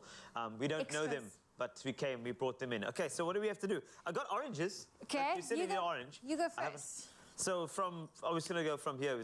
We have to. Okay, great. So let's see if there's an angle here. How many can I get? In fact, hold it, ladies first. Let me watch you do this thing. Let's go for it. Okay, how forward am I allowed to go? No, as forward as you want. I just want you to knock as many bottles over as possible. That's great. Two. It's fine. Okay, 2 bottles. That's beautiful. 2 bottles got knocked. Okay, thank you for resetting. That's very kind of you. I would have just left them just like that, but okay, that works. No, otherwise you can't take credit for mine. Then, Hold on. Okay, you want to... It's to go like that. Okay, there we go. So there's a good angle here. All right. How many did I get? You got 2. Let's go here. There was more. 1! Woo, I win! Well done. You got it. Maybe I did that on purpose. Maybe the orange went through. In fact, hold on, just throw one back here. I didn't think that was on Let's go. purpose. Just try I think that was misfired. Try again. Hold on, can I reset for you this time? Please reset it. Because this is just the way we operate. It's got to be good. Okay, ready? Okay. Show me your stuff. 2. Do it. 2 again. 2 again. You are so consistent. Okay. We lost a bottle. All right, it's fine. We got a couple. Let's see if I can make it better. Yeah. I don't think I'm going to do any better than last time, but you know what? We can try. You ready? Shabba jam jam jam. Bottles are rolling back. 2! Yes! And I broke the orange. That's bonus points. Do I win yet? No. But, I mean, you can tell it's a lot of fun. I think this is so easy to set up with your Tropica and fun for the entire family. Give it a chance, a challenge. There we go. Well, listen, to enter, all you need to do is recreate this week's bowling for hashtag Tropica Challenge on your social media pages.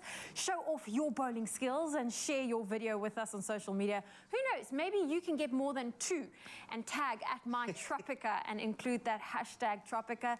The entries will close at midnight on the 17th of December. There are T's and C's that apply, and the winner will be selected and contacted via Tropica social media. And you know what? Make sure you catch the repeat of Tropica Island of Treasure All-Stars Grand Finale tonight. That'll be at 9 p.m. on S3. And don't forget to win that fridge. I'm trying to try with a bottle. Maybe it'll work better. Let's try with a bottle. Let's go for it. Yes. Yes! Yes! You too can win big with Tropica. Buy a Tropica promo pack, follow the details, enter, and stand a chance to win your share of thousands of smooth prizes, such as airtime, data, AEG fridges, Island Tribe hampers, Rest Assured beds, plus limited edition Tropica bags, towels, tents, cooler bags, and cushions. The more Tropica you buy, the more chances you stand to win. Tropica, nothing smoother.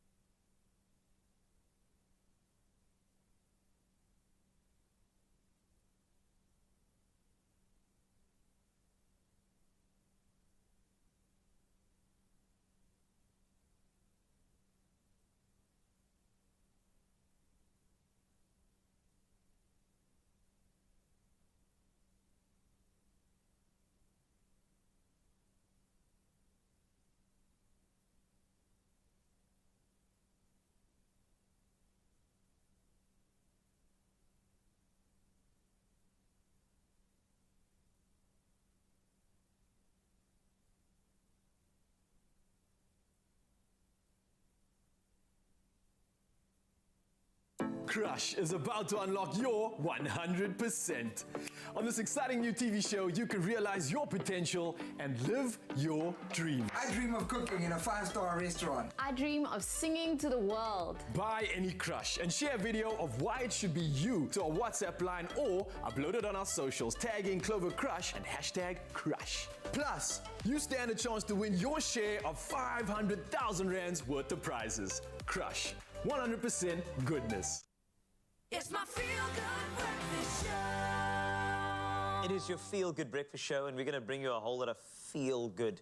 3 people, 1 couch, 1 production, kicking off your festive season entertainment right here in the Mother City. We have Shadley Schroeder, an individual who I aspire to be each and every day. When I'm big, I want to be Shadley. It's as simple as that. He's a writer and a director of a show called Oh, what a night, ding, ding, ding, ding. Yes, I have to. A musical production that tells the true story of a young man from the dusty back roads of the Cape Flats in Cape Town, growing up in front of inspirational and influential teachers, artists, performers, and impresarios. Ooh. And Shadley joins us on the couch along with 2 very, very talented stars, Kim Davidson and, of course, Krista Mafakala. Yeah. Yes! Yes, that's how you intro people, okay? That's how we do it around here. Shadley, welcome back. The way you sit in this couch, there's comfort. It's like you're a presenter here. It's like I don't need to be here. Yeah, but the way you introduced Krista, I'm still trying to identify how do I... Yes, that's right, Mavakala. You have to. It's difficult. It is very difficult, but it's you know it's difficult. Not seeing your show is difficult. Yeah. No, that's really difficult. That's the thing, you know. And we are in December 2022. Can you reflect on your year? I think it's that time where any interviewer asks that of an interviewee. 2022, how has it been in a couple of words? Yeah, fantastic. Yes, good, that's a good word. Beautiful. Stunning. Very creative. Ooh. Well, that's why we have Oh What a Night. That's why we have Oh What a Night. So we had season 1. Yeah. Season 2. Yes. And now we're on season 3. Well, the great thing about your seasons is that, you know, with movies, usually the third movie is the worst one. But with yours, it's like the best one. Yes, it is. Right? Because there's a lot of new things. There's a lot of things that developed within the creative process and also on capacity. Thank goodness. We played for 100 people first. Then we went to 180. And now? And now we're on 635. It should be 6,000, if you ask me. Yeah, but if you times it by the amount of shows we have. Oh, that's correct. Woo! now, Kim, I've heard you a couple of times now. You did, you know, your warm-ups, and I'm completely enthralled and intrigued by your voice. What is it about the show that got you coming back? Because, you know, was it the music? Was it Shadley? Was it Krista? Was it... I know. Was it those 630 plus Definitely people? not Shadley. You know, what got you coming back? To be honest, in spite of being young and not being born in the times that, you know, the show kind of really brings out the people, I feel like it really felt like home to me. This became my family. So that's kind of what brought me back to it. It's really nice working with Shadley and Krista. They've welcomed me into the music industry with open arms, and that's honestly like, it's just the feel of everything. I wasn't born then. That's like the best of woorden wat ek ooit gehoord heb. I actually bully him a lot, but I wasn't born in that time. But I mean, they really make me feel like that's the time I belong in. That is really great. Your answer was very TV. Now that your answer... no, I can feel there's a good bond here. It's geprikt is I'm saying, she wants to be in season 4. I get it. It's fine. We do what we need to do to keep the work. And how that feels. Right, Krista Mavakala Jonas. A bunch of new things in the show. Without spoiling any surprises, like what are the great things that you're excited about in this show? I'm excited about the original music that Shadley wrote. It's going to take you guys on a roller coaster ride. He's the character he portrays. Yeah. Is just out of this world. Isn't that just him? That's, yeah. Yeah, it's not really like a portrayal. Okay, yeah, it's basically him. He's you're right. He's on the stage. He's like, hello, it's me. And he's so comfortable, You know? man. He's like, yeah. Okay, well, Oh What a Night. For anybody who hasn't been part of season 1 or season 2 and wants to go and see season 3, can you give us like the inspiration in a nutshell? I mean, I'm hearing music of a certain era, so talk to me. Like, you know, what type of night are we in for? Because when you say Oh What a Night, I'm like, okay, here we go. It's going to be like that. So a lot of people expect the show to be the song Oh What a Night. Let me just tell you, that song is not in there. Is it not in there? Now I'm a bit disappointed. No, you don't have to be disappointed, but you're getting more surprises to come to that. But it's about a musical journey. We take the people on a beautiful ride, and the songs that was chosen for the show, we are keeping some of the songs that we kept in the other 2 seasons, but we also implemented new things that we can keep the festive going. We know that it is December, so we obviously bring the festivity side to the production itself. We added a new member into the cast as well, which is a guest appearance of Toya Abrams, also a well-renowned singer in Cape Town, and also travel abroad as well. And we just, you're not just having fun on stage, but at the same time, you get to celebrate that music with us. And also, audience can definitely say, you know what, when they go out there, they will be able to say, oh, what a night. Aha. That's there it. We go. Okay, that makes sense. If I feel that, I'm going to sit there and, oh, what a night, you know, and then brush my hair on the side. That's going to be great. But in terms of the musical numbers, once again, no spoilers, but is there like a number that you really enjoy doing with the cast, like a song that you feel unifies the entire experience? Well, there's 2 songs though that really makes me feel, it makes me think a lot of my late mom. Yeah. But it's more of like peaches and herbs that we cover. And then what like really gets to me and makes me feel very proud of the production itself. Not of myself, of the production. Yes. And the band and the cast and everybody that's involved is when we do the original song. Yes. Yeah. I mean, you know, the Kim and Krista, you, as you can see, hulle is die mense wat baie praat nie. So, the song I don't know, eh? They wanted to talk, but then you spoke more. Just saying. Just letting you know. They could talk, but I mean, it's fine. But you're saying? Yeah, so the songs that we are doing, especially like the original songs that we have written, that gets to introduce who's Krista? Yes. Who's Krista Jonas? Mafakala. Mafakala Don't Jonas, forget that, hey? as well as Kim Davidson, and then you get a bit of Toya Abrams as well, and then you get a bit of myself when I started. So it's just 67 songs in the space of 2 hours, and every song, people, I'm guaranteed, and I'm 100% sure that every person in that audience that will come out from the 6th till the 10th of December to the Baxter Theatre, they'll be able to sing every song with us, and that's what I'm excited about. Oh, web tickets. Go to web tickets. Get your tickets now. All right, don't delay. Now. If you want to feel that, oh, what a night, you can feel that with this amazing cast. And we'll give you some taste bud tantalizers as well. They will be performing for you, don't worry. It's going to be, oh, what a morning today. Oh, well, listen, we are in the kitchen, and while they warm up their vocals, we're about to warm your hearts with this festive recipe that the whole family will love and enjoy. I'd love another one, please, Mommy, with macho and lots of jam. Another sandwich. Clover Batro.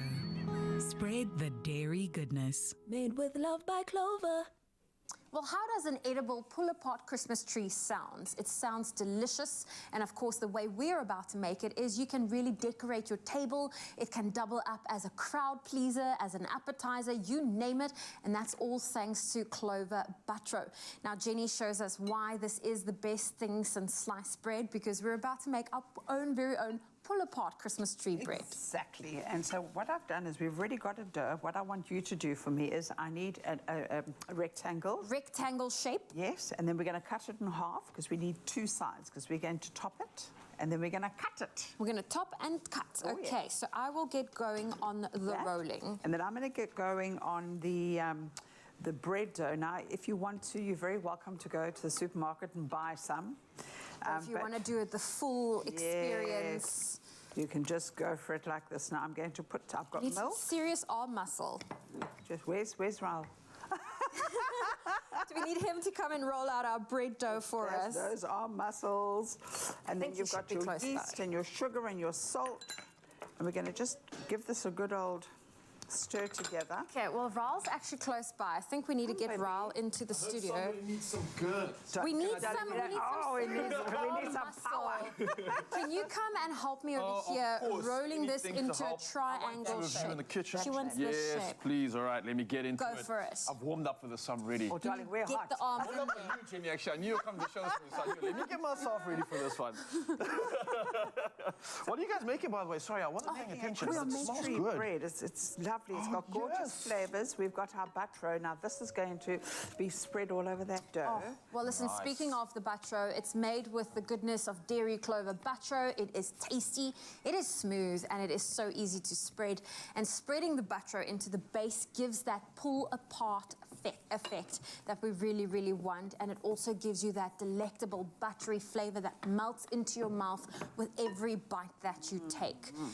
Oh, Jenny? We need What do you say? I love it. Oh, you need 2? Yeah, but don't go away. All right, now I got you. Oh, there we go. Now we've got I'm 2. here to serve. Yes, so what we need to do is we need to trim this up nicely, okay? All right. Like trimming the tree. Turn it around. Okay, turn around like that. And give it to us. Like the fact that we have That's floured this table. I love so that this is nice and becoming easy a to work. 2-man assistant job. Yeah. So 3. So you and I, we can do some mad things in the kitchen, We right? can. Cooked up a good Just recipe make too. this one a little bit bigger like this one. And while you're doing this one, I'm going to spread this baby with butter. You spread the good batro. Okay, you make that one a little bit more. Bigger? You know what? All trees are different. Didn't even need me. You did the hard work. You did the hard work. You did the hard work. I think you must trim that corner. Oh, look. I'll trim the corner. Just look out. Look at this. Look at this. Do you need to use a knife? Can I not just like cut it? Don't you love how you can work with this so easily? Like normally it's just like hard and you've got amazing. to like melt it. Yes. Butro just literally slides off. I love how you say butro. Butro. You make it sound so fancy. No, he's trying to be, exactly. He's trying to be a French chef. Je brengt de foraine in me. Jenny, what are you spreading over here? All the spices. This is a little oregano. You want some chili? Yes, please. You like chili? Yes, please. And we are making bread, right? Yes, we darling, are. we're making bread. It's going to be a Christmas good. tree. Garlic. You like a garlic? Yes. Love garlic. Okay, so I'm going to spread this in with my butro. All right, now we need to move fast. Okay, we'll trim this off afterwards. Get it on top. Can I get it on top? Let's get it on to the board. Okay. Okay, bring it. Come. Now, Zoe, I want you to, let's just cut the, do you have a look over there? You're going to cut into it?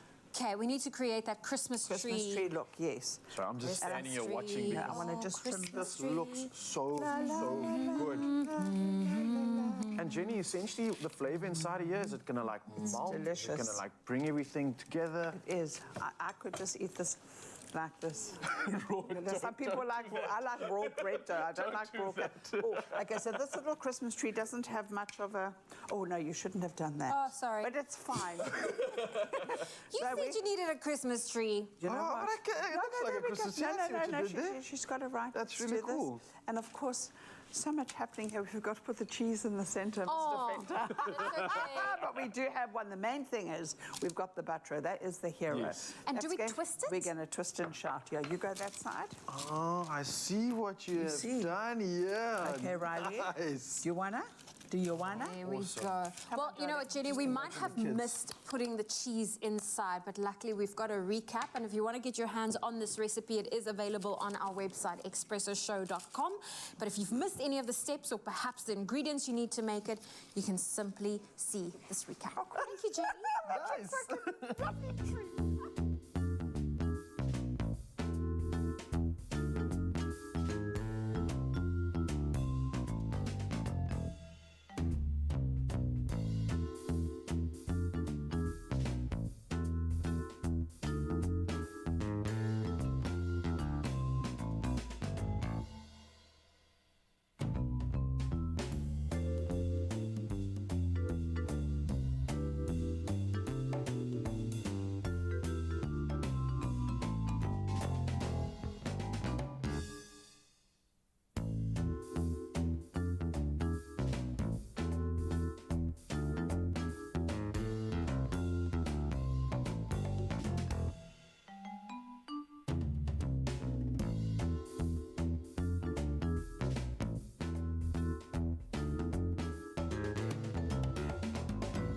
Made with love by Clover.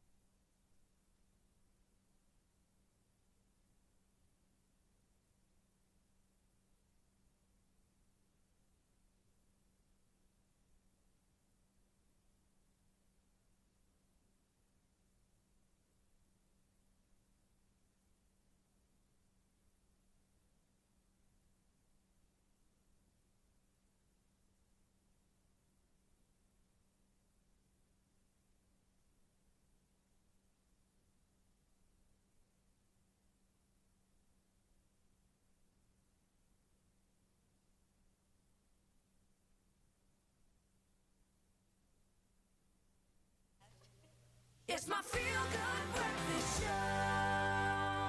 Yes, Mzansi, welcome back. It's your Feel Good Breakfast Show. And oh, what a show. And oh, what a night it's going to be. Now, this one is, of course, inspired by the musical Oh, What a Night, written and directed by Shadley Schroeder, who is in the building right now. And he's headed to the Baxter this December with the beautiful Kim Davidson as one of the performers. Now, she's joining us right now to perform something that I guarantee you will not be able to stop you from moving and grooving and shaking along. It's called I Will Survive. Take it away.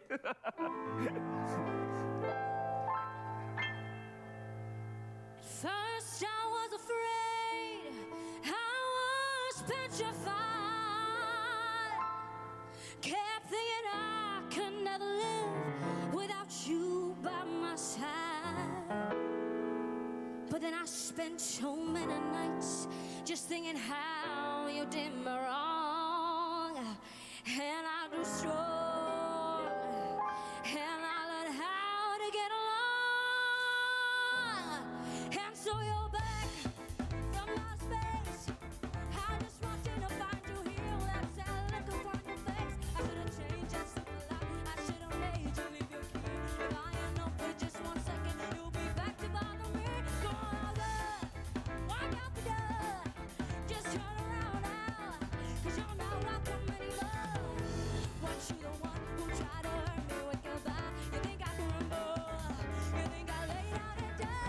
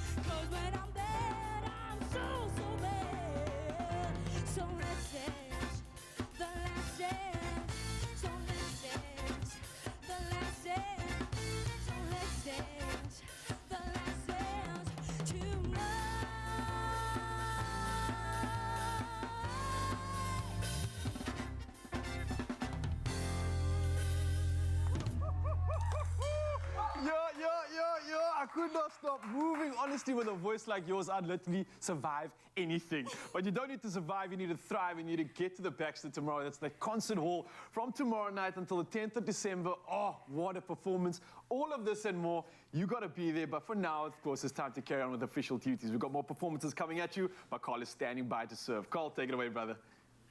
Thanks, Raul. Let's wrap up the news desk for you and your Feel Good Breakfast show. Starting nationally, Northwest Police are conducting an inquest into the death of a man who was allegedly mauled to death by 3 dogs, one a pit bull at a tavern during the early hours of Saturday. Police spokesperson Colonel Amanda Funani said the tavern at Mokhwase near Rustenburg was closed when the 39-year-old man scaled the wall of the property. It's reported that the owner had closed up, but the deceased went and clambered over the wall. Why he did so is not known at this stage. Now, 9 suspects aged between 22 and 26 have been arrested for fraud and corruption related to the poaching of rhinos. This following a multidisciplinary operation conducted by the Hawks in Mpumalanga, as well as Gauteng and Limpopo. They are expected to appear in the Bushbuck Ridge Magistrates Court on Wednesday, together with 2 Kruger National Park rangers. The 2 rangers were arrested in April for alleged fraud linked to wildlife trafficking. Apparently, they were giving tactical information to rhino poachers. A Hawk spokesperson said a vehicle and tools allegedly used for rhino poaching were confiscated.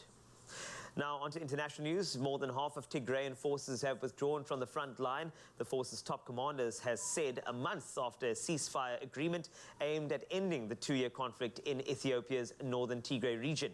We have accomplished 65% disengagement of our army, Tadesse Wereda, commander-in-chief of the Tigray People's Liberation Front, said. War erupted in Ethiopia's northern Tigray region in November 2020, pitting the Tigrayan forces against federal troops. The fighting killed thousands, displaced millions, and left hundreds of thousands facing famine. Now, Iran's morality police, which is tasked with enforcing the country's Islamic dress code, is being disbanded, the country's Attorney General has said. Mohammad Montazeri's comments were made at an event yesterday. Iran has seen months of protests over the death of a young woman in custody. Mahsa Amini had been detained by morality police for alleged breaking strict rules on head coverings. Montazeri was at a religious conference when he was asked if the morality police was being disbanded. And wrapping things up with a great note, our Blitzboks played spectacular rugby, triumphing in Dubai over the weekend. Our hockey boys did the same.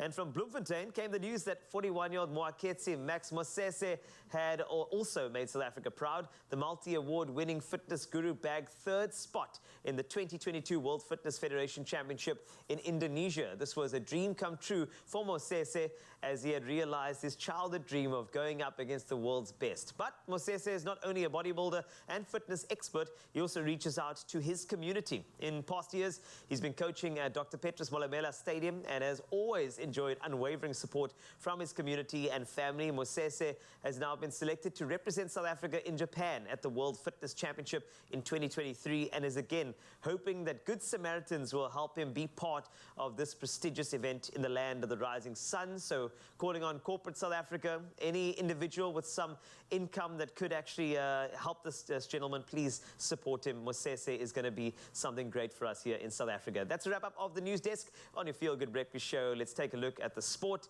with our resident bodybuilder, Raul.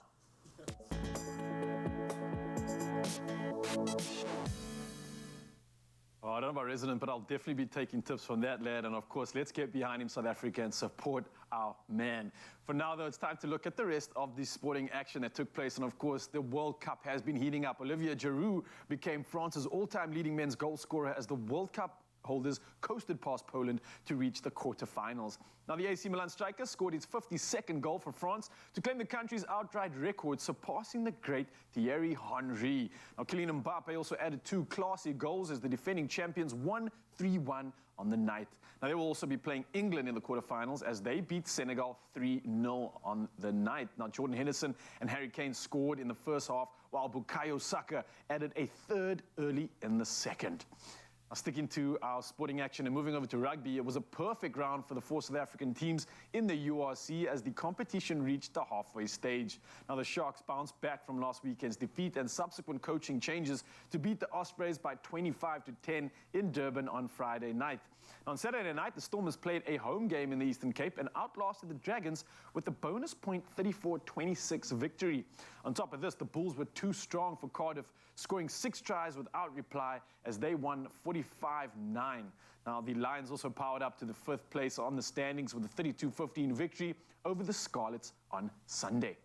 Sticking to South African celebrations and moving over to hockey now, where Ireland and South Africa were the last 2 standing with an opportunity to win the inaugural FIH Hockey Nations Cup. Now, South Africa couldn't have asked for a better start as they took the lead through a wonderful strike from Dejan Kasim. On top of this, Shane O'Donoghue leveled matters for Ireland from a penalty corner before Kasim added a second to give SA the lead again. Now, it was a back-and-forth clash with the teams heading into the final quarter level at 3-3. South Africa would get the final goal as Mustafa Kasim converted a penalty stroke to give his side a 4-3 win and a place in the FIH Pro. Now, lastly, in our sporting news, golf action is coming at us, and Tristan Lawrence surrendered a 5-shot lead with 5 holes remaining before winning the South African Open by 1 stroke on Sunday. Now, it was a thrilling finale, which was settled at the penultimate hole, and Lawrence parred despite failing to find the green off the tee, while runner-up Clement Sordet dropped a shot after missing a short putt. But both contenders parred the par 5 final hole, allowing Lawrence to add the South African Open title to previous triumphs in the Joburg Open last year and the European Masters this year. Well, congratulations, of course. For now, though, it's time to take a look at the rest of the headlines. And here's the latest in the roads and traffic with Zoe.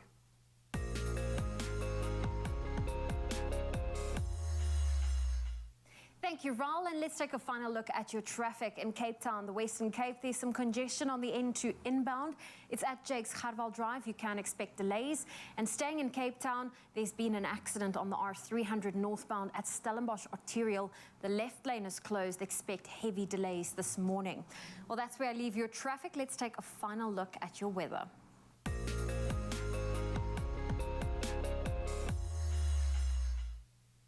And the Nelson Mandela Bay Metro in the Eastern Cape says it is relentlessly upgrading its water supply system as the drought worsens. The Metro's Mayor Retief Odendaal says the upgrade of the Krom River supply system will make an additional 10 megalitres of water available per day. Odendaal says the level of dams that supply water in the metro area is rapidly failing. In fact, it is falling, and according to indications, the drought could last until the year 2027. Meanwhile, heavy rain and gale force winds wreak havoc at Mogoloboto outside Tsenin in Limpopo yesterday. Houses' roofs were blown off and the walls of some structures were also collapsed. And according to reports, many residents suffered major damage. However, no loss of life was reported. Well, that's where I leave your news this morning. Let's take one final look at your sunrise views. We have John in Roodepoort who captured this view of the sky. Look how beautiful it is and what a great way to start your day. Tristan Botha from Durban enjoying the ocean waves and fresh air with his best friend. And then Casey Chetty out in Pietermaritzburg shared this view of a very wet morning while enjoying some hot tea. Last up, we have Emil Jones from Buccleuch in Johannesburg who snapped this stunning view on his way to work from the bright clouds to the traffic lights, feeling very blessed. Well, thank you for that photo. If you have a sunrise view that you'd love to share with us, our number is 063-408-8863. Let's get into today's temperatures. Polokwane, your low is 15, your high 31. Mbombela, 17 with a high of 29. Pretoria 15-25, Johannesburg 17 with a high of 22. Mahikeng 13-37, Klerksdorp 13-28, Kimberley 12-29, Bloemfontein 9-27. Richards Bay 19 reaching a high of 30, Pietermaritzburg 12 with a high of 28. Durban 18-29, Mthatha 10 with a high of 20, East London 14 reaching a high of 19. Cradock 9 with a high of 20. Gqeberha 13 with a high of 21. Fear and George 12 your low, 20 your high. Cape Town 15 with a high of 21.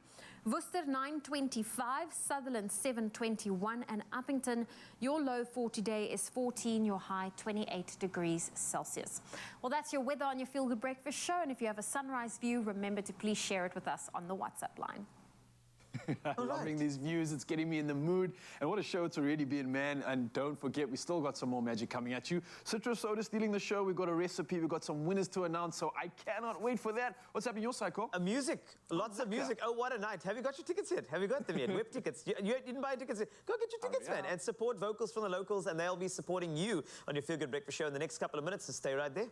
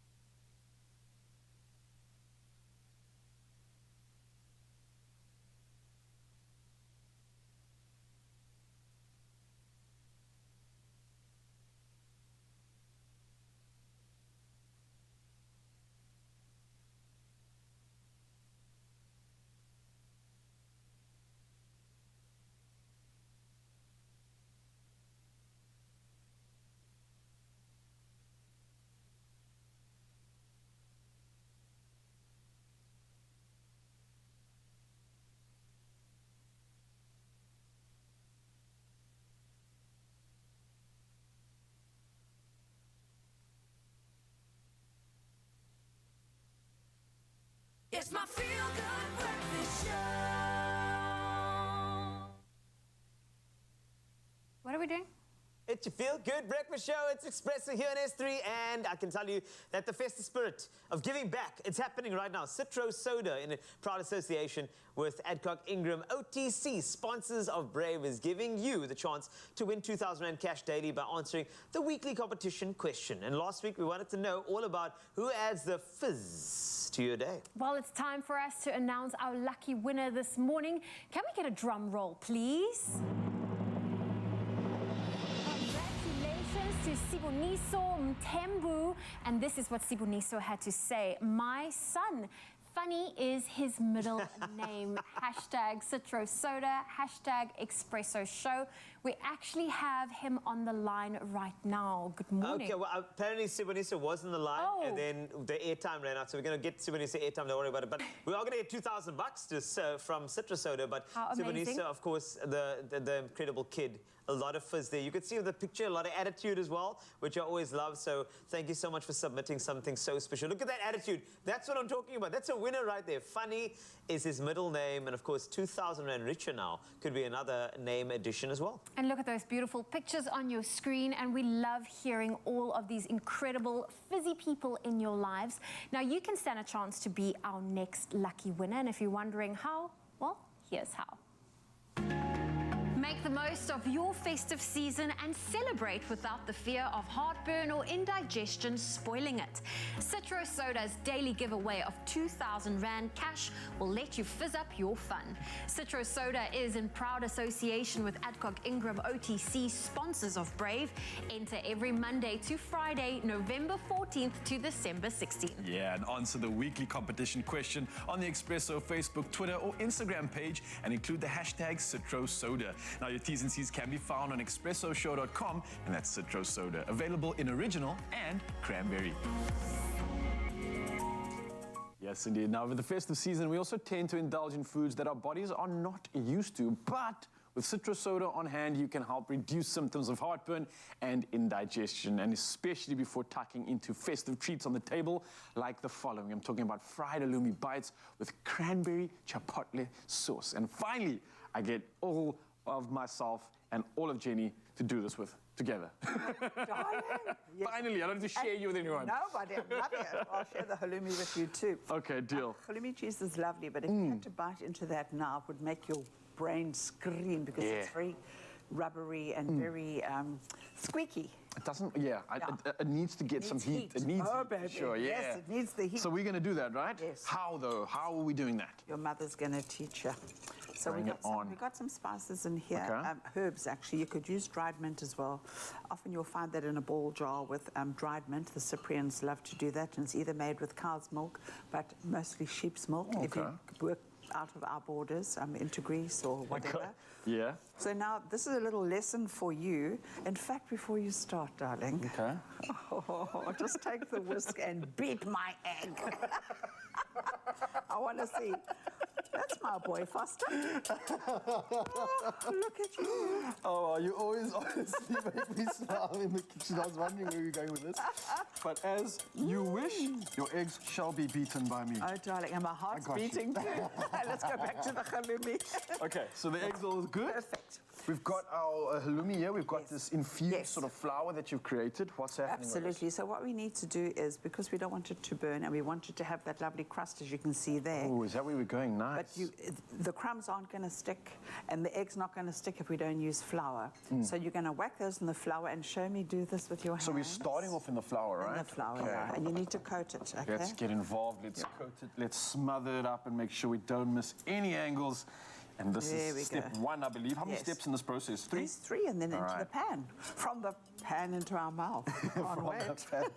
So while you're doing that, baby, then you're going to put them a few at a time into that, and then we're going to go into the crumbs, but not all at the same time. And there's a little secret here to crumbing. You always keep one hand dry, and you can use the other hand wet, otherwise you end up with a gooey mess. All right. So keep your one hand and then you do that. Okay. And with that dry hand, you pop that. Now I've got some cranberry sauce. Cranberry screeches Christmas, doesn't it? Festive and turkey. It does indeed. Yes, the sweetness that we all crave, Lovely. especially in that main meal, in desserts. Anywhere you have it, it actually works. And I want to just talk about the ingredients right now, because I know for some people this might induce certain reactions to the belly.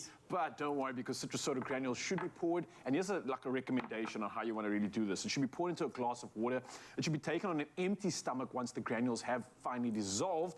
And citrus soda can help you reduce gastric acid, making it an ideal choice for those who suffer from gastric acid-related conditions. Now, a meal like this might be something that incites that and brings that up. So it might be a great idea to get your citrus soda in before indulging in all this goodness. And where were we with this goodness? And you know, the good thing about citrus soda, it keeps you in balance.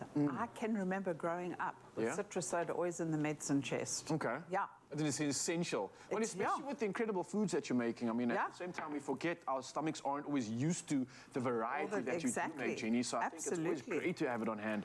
What are you up to over there? That looks that lovely chipotle. That's lovely, that smoky sort of Mexican chili with cranberry sauce. I can smell it from here. Mother. Can I have a little taste of that? Yes, of course you can. Do you want to lick it? That looks very interesting. Isn't that gorgeous?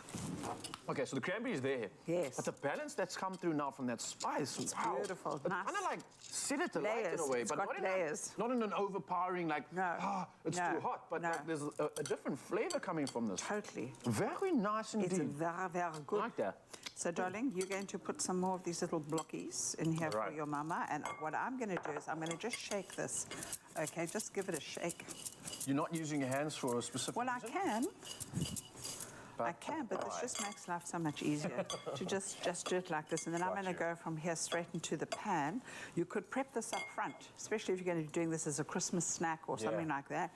And then you can set it in the fridge. You can like show off in front of your guests as you bring it to life. Exactly, when you bring it to life. Nice, I like that. Especially if you have an open plan kitchen. Yes. Okay. My oil is ready, and I can see, because if I take this, look here, put this in here, can you see the bubbles just rising to the occasion? Oh, is that a good way to check if the oil's hot enough? Well, if you don't have a thermometer. Very smart indeed. Yeah. Okay. Don't put your finger in there, guys. No. The great tip there from the kitchen, obviously use something like, is it because it's wood? It's because it's wood, yeah. Ah, okay. If you've got some wood in the kitchen, then you definitely want to use that. Oh, to check this the is temperature. gorgeous. Now pop those into there and shake it, baby, shake All right, coming right at you. Gonna pop these into. Is this breadcrumbs? These are panko breadcrumbs. They're lovely because they're like flakes. But you know what? Don't waste your bread crusts and stale bread. Don't waste it. No, you can actually go dry for the them. good stuff. Yeah, All but you can dry them and use them as... Yeah, I'll do that for you, darling. All right, No, you're actually, really you good can at, keep going. But you're anyway. really good at shaking it in the kitchen. Oh, Adrian. darling, I know how to shake it. Watch this space. Of course, while you're shaking your thing and doing all the magic when it comes to this halloumi and bringing it to life, I want to talk to you, Mzansi, because when indulging over the festive season, it can rather reach for relief and try an over-the-counter product like citrus soda, the one we're talking about right now, that offers so much relief from symptoms when it comes to heartburn or indigestion. And citrus soda is in proud association with Adcock Ingram's OTC sponsors of Brave, and it's available in original and cranberry. And just another reminder, you stand the chance to win 2,000 Rand cash daily. And before I show you how, I definitely want to dive into this. It smells so good. Look how beautiful. Simple as that. Are you done? I'm done. You can put those ones in quickly. All right, let me pop these in here for you, Mzansi. Of course, if you are wanting this recipe, you are wanting some inspiration, you can, of course, head over to expressoshow.com. Jenny, are they done yet? Can I taste? You can. They're hot. They put them into your super hot little mouth. Be careful. Let me just wipe my hands out here quickly. Yeah. Have you had your citrus soda? Oh, I should have, eh? But I should be fine. Citrus soda is very good, especially, you know, if you're not drinking a lot of water as well. Oh, yeah? You know, it just keeps you nice and... All right. Well, I can't resist. Let me dive into this. Mzansi, of course, get the recipe, expressoshow.com. Yummy? It's good, eh? And if you forgot how to enter this competition, it tastes so good. Check it out. Here's how. Oh, man. Well done. It is. Make the most of your festive season and celebrate without the fear of heartburn or indigestion spoiling it. Citrus Soda's daily giveaway of 2,000 Rand cash will let you fizz up your fun. Citrus Soda is in proud association with Adcock Ingram OTC, sponsors of Brave. Enter every Monday to Friday, November 14th to December 16th. Yeah, and answer the weekly competition question on the Expresso Facebook, Twitter, or Instagram page, and include the hashtag CitroSoda. Now, your T's and C's can be found on expressoshow.com, and that's Citrus Soda, available in original and cranberry.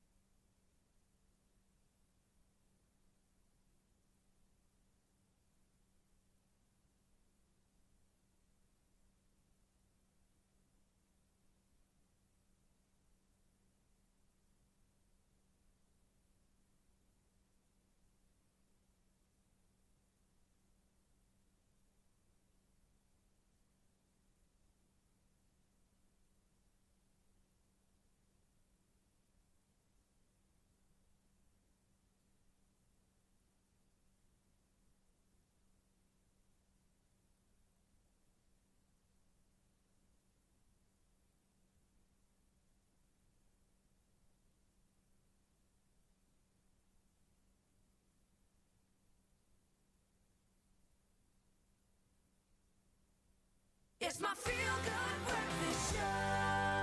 Welcome back. It is your Feel Good Breakfast Show, Expresso on S3. Now, we are here to announce another lucky winner to make them 1,000 Rand richer. Now, Gynagard gave you the chance to win 1,000 Rand cash by replying to the competition post on our social pages and telling us how your self-confidence is affected by your feminine hygiene. And we are about to announce our next lucky winner. Can we get a drum roll, please? Congratulations to Fikile Vilakazi. Now, this is what Fikile said. My confidence is affected by body odor. Poor hygiene leads to excessive odor, especially during a menstruation period. If my feminine hygiene is not well taken care of, I'm unable to spread my wings and enjoy activities at work. Hashtag Gynagard, hashtag feminine wellness. Fikile, do we have you on the line? Are you there right now? Yes, ma'am. Good morning. Good morning. Congratulations. You're today's winner. How does it feel? Feels exciting. Thank you so much for making my week. Oh, well, listen, it is a great start to the week. Now, Fikile, how important is using products like Gynagard that helps you to provide you that comfort and confidence that you need to do all the activities at work? Gynagard is important because it helps me with my hygiene, especially because I'm a teacher and I'm always running around. So if my confidence is affected or if I have body odor, I'll not be able to be productive at work or perform my task. Oh, well, listen, congratulations on winning, and you are absolutely right. Confidence is key. Any idea on what you're going to be doing with your 1,000 Rand? Yes, ma'am. I'll be using the 1,000 Rand to purchase Christmas clothes for my 2-year-old son. Oh, what a lucky boy. I hope you're going to use some of that to spoil yourself too. I'll definitely do that, ma'am. Oh, well, there we go. Fikile, congratulations on winning. And you're so right. Your body should be taken care of. And what best way to do that is with some expert advice, and that's partnered with amazing products. Gynagard, feminine hygiene mastered.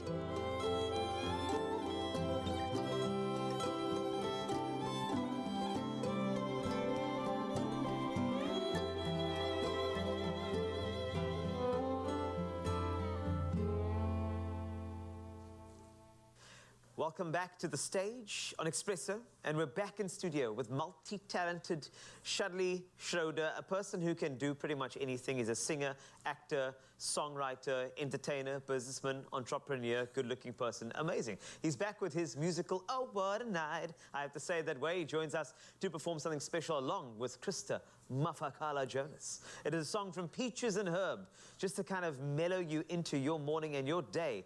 Pledge my love to you.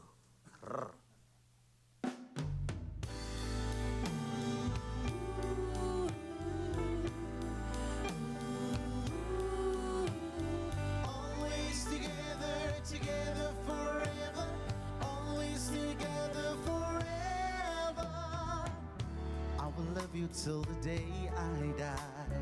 I know this now, with my love won't run dry. You came along, my life has begun. Two hearts are now beating as though they were one. Like the stars that makes the night so bright. You shine on me with a love that's so right. A love that is lasting, a love that's so pure. Each time I feel it, it makes me more sure. I know with all my heart we'll never part. For this is the day that our love comes alive. And I mean what I'm saying, I'm sitting and singing. I pledge my love to you. I pledge my love is true. I pledge my love to you. I do my deed. I do my deed. Like the river finds a deep blue sea. Love took your hand and led you to me. This is the oath that I'll never forget. Both sparkling with love, both happy we made.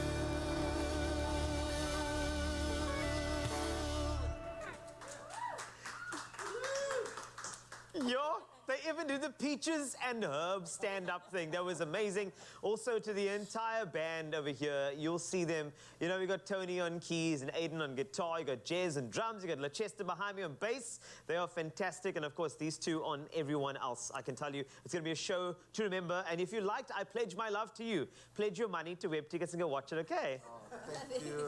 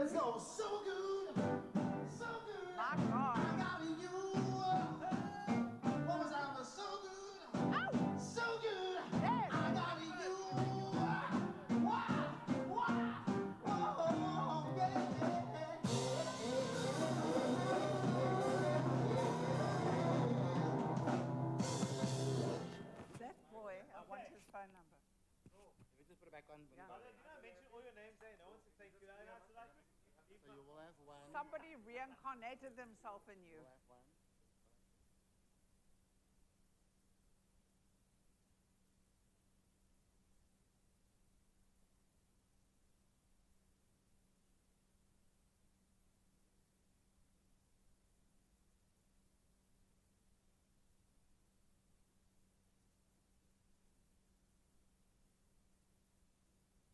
It's my feel-good breakfast show.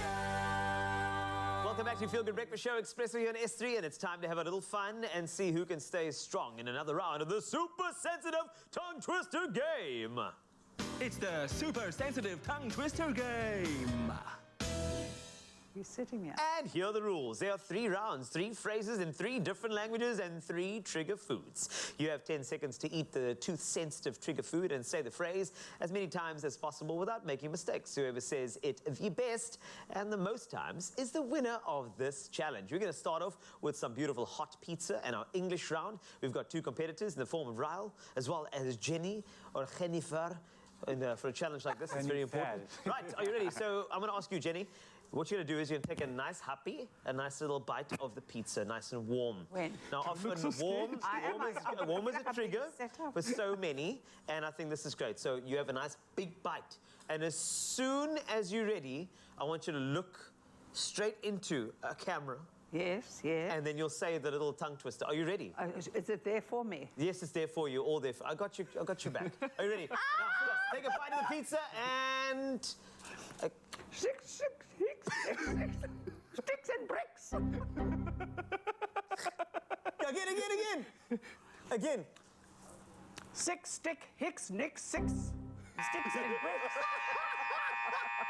Well done. Okay, first time everything. That was a great first round. Right, Ryle.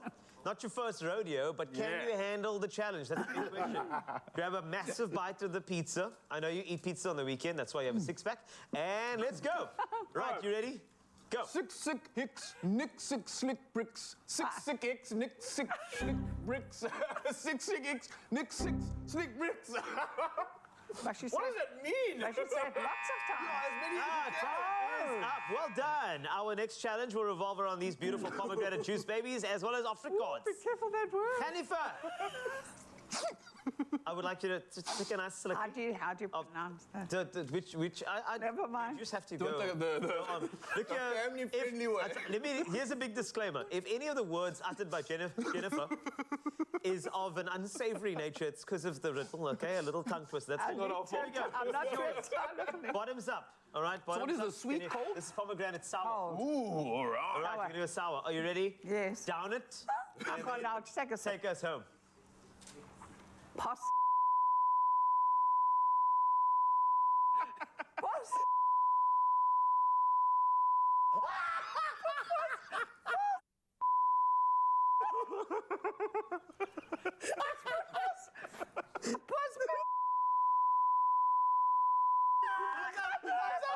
I don't want to play this game anymore. You must. People are going to come for me. Look here. By the way, I told you, right? Also, BCCSA, back off, all right? It's a tongue twist. Can you calm down? Ryle, let's go. All right, let's go. Down it and take us home. Go, go, go. It's not cranberry. Pos vir poen, pap en voes met spoedpos.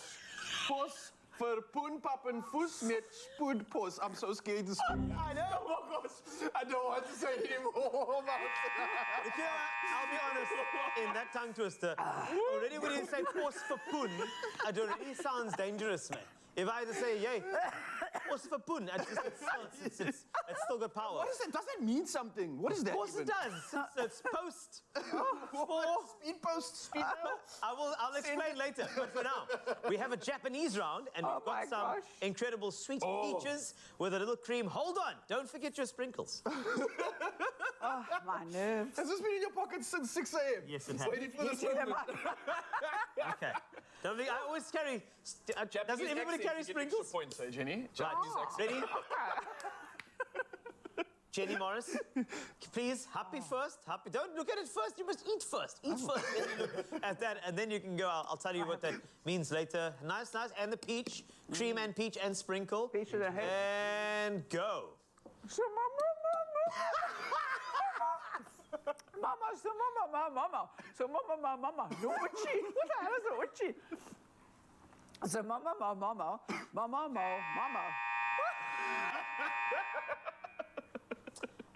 That was fantastic.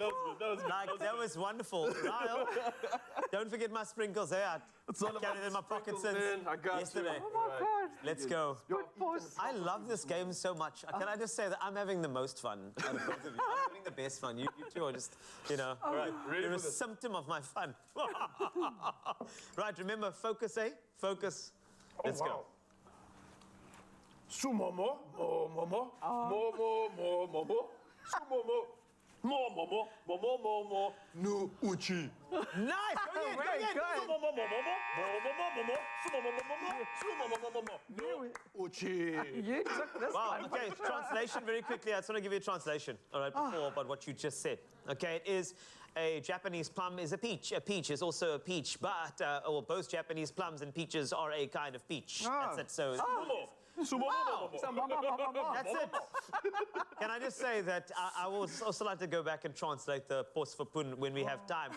That'll be in our late night segment on Expresso, but we'll let that know. But I mean, shrieking and screaming and putting silly faces is no way to live. Switch to Sensodyne Ultra Nova Repair and protect and enjoy all your favorite foods in peace. And the winner of this challenge is none other than Ryle the Morning. Well done, congratulations. Well done. Victory shot. But also we have a special award. It is an award we're going to Jenny Morris. It's called the Pos for Poen Award. She wins that as well. Congratulations. She'll be in the kitchen a little bit later at your Feel Good Breakfast Show.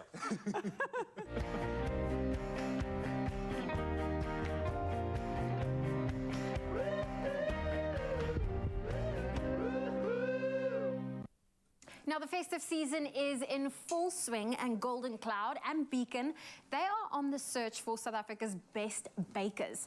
Now, 5 lucky viewers stand a chance to get paired with a professional chef and compete live in Expresso's kitchen for the grand prize valued at 50,000 Rand. Now, online, we have Alison Mager, who entered with a decadent chocolate jelly tots cake. Alison, good morning. Good morning, Leanne. Oh, well, listen, we are so inspired by what you created. But tell us, what was the inspiration behind you entering this competition? Leanne, I've always wanted to enter. I've tried many, many times, and yeah, it happened this year. It's always been my thing to do this. I love baking. I love my kitchen, and I'm always taking a chance on a recipe, and I had to enter.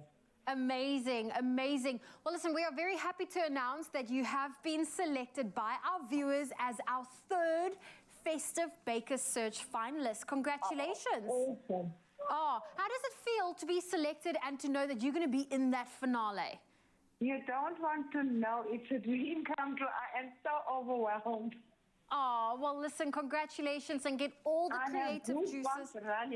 Oh, that's amazing. Well, listen, we're going to be holding thumbs for you. Congratulations on making it into the finals, and we can't wait to see you here on our Feel Good Breakfast show to see you baking. Thank you, Leanne, and thank you to the peeps that done, and thank you to everyone that voted for me as well. You are most welcome. Well, there you have it. We have our 3rd finalist, even though she kept calling me Leanne. That's okay. I'll take it. I'm flattered. But Jenny Morris, you're in the kitchen right now as we're about to have some fun creating a Christmas festive board. Basically, my goodness, this is board. perfect for entertaining because it's going to have a little bit of everything on it. Well, we'll start off with some sugar and some butter, because these are going to be the best chocolate chip cookies you've ever had. And we're using Golden Cloud. We're using Golden Cloud. You're adding tons of sugar. We are making some sugar. In fact, we are not just making sugar, we're making chocolate chip cookies. But how was that game you just played earlier? You know, that was teeth sensitivity. Listen, I want to tell you, Lisa, thank goodness there is a remedy for heat sensitivity, but that tongue twister got me, huh? With the last one? No, the middle one. The middle one. The pampoen one. The pampoen one.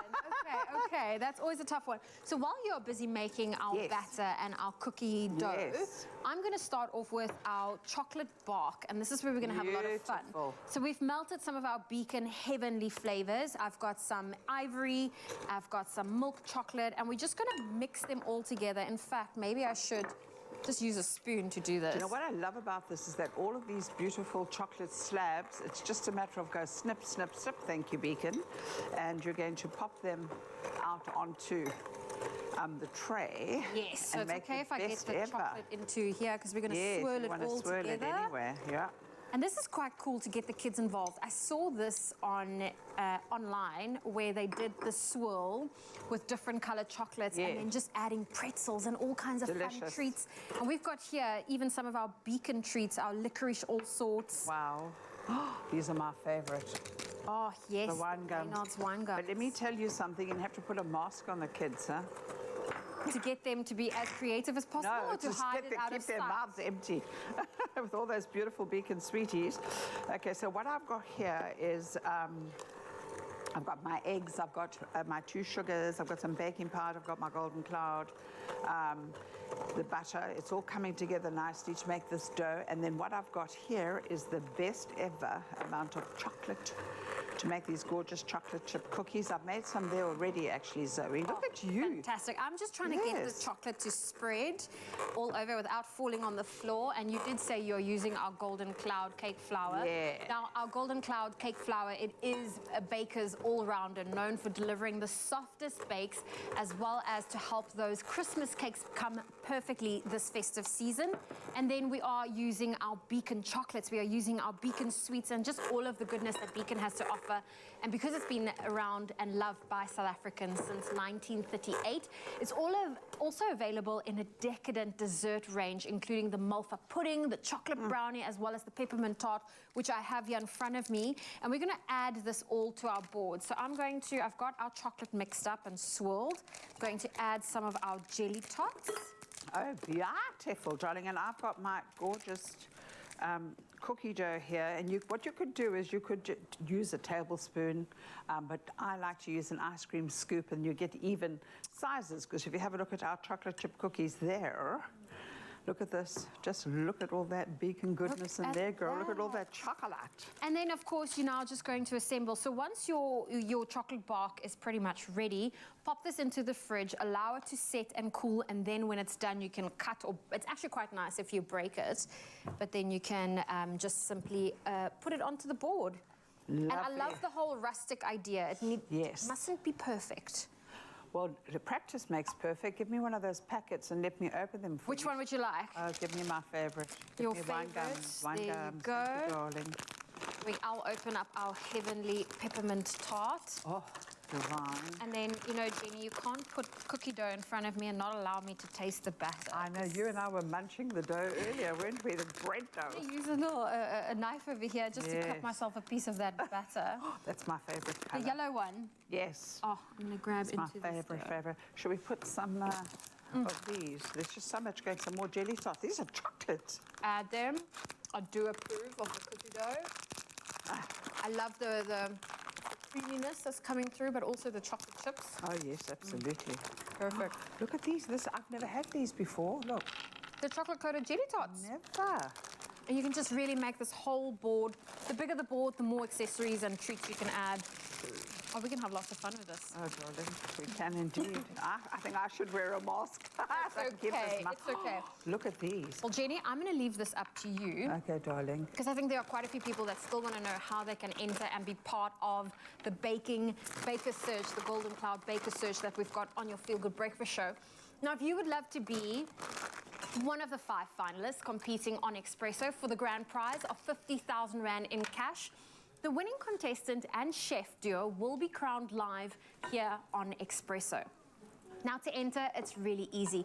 Bake with Golden Cloud and Beacon, snap a picture, and share your bake using hashtag GoldenBakerSearch2022 on social media, and tell us why you should be a finalist. You can also WhatsApp your entry to 078 102 0321. There are T's and C's that can be found on our website, and that's available at expressoshow.com.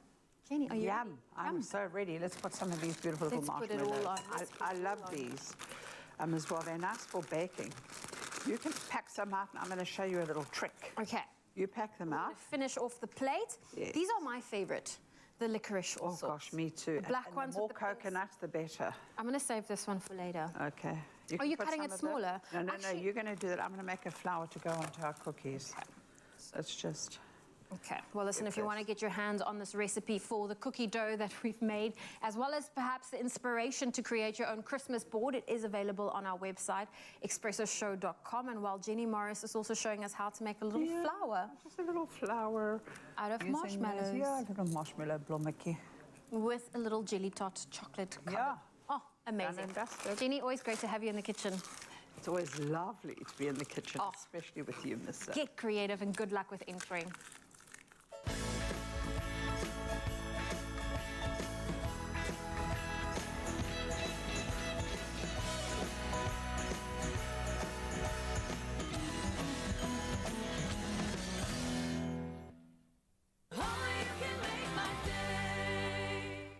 Sensodyne repair and protect with deep repair. The science is pretty amazing. It really goes deep and repairs tooth sensitivity. The science is there. It's going to improve their quality of life in a big way.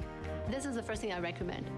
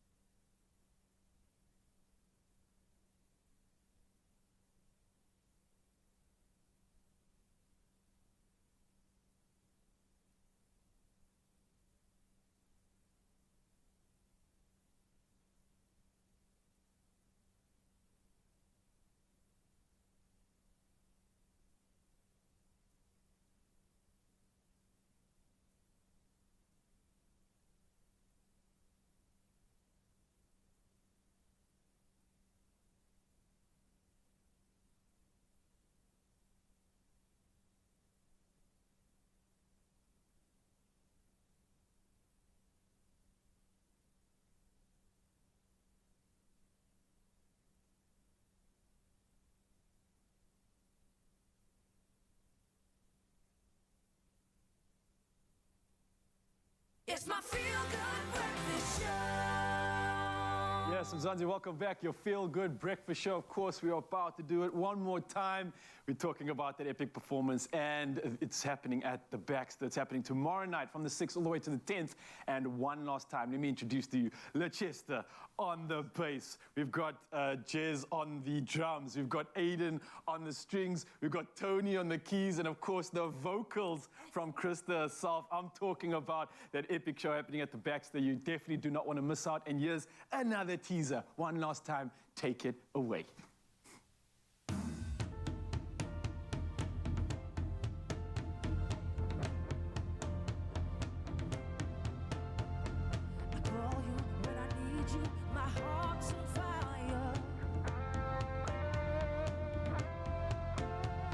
You come to me wild and wilder.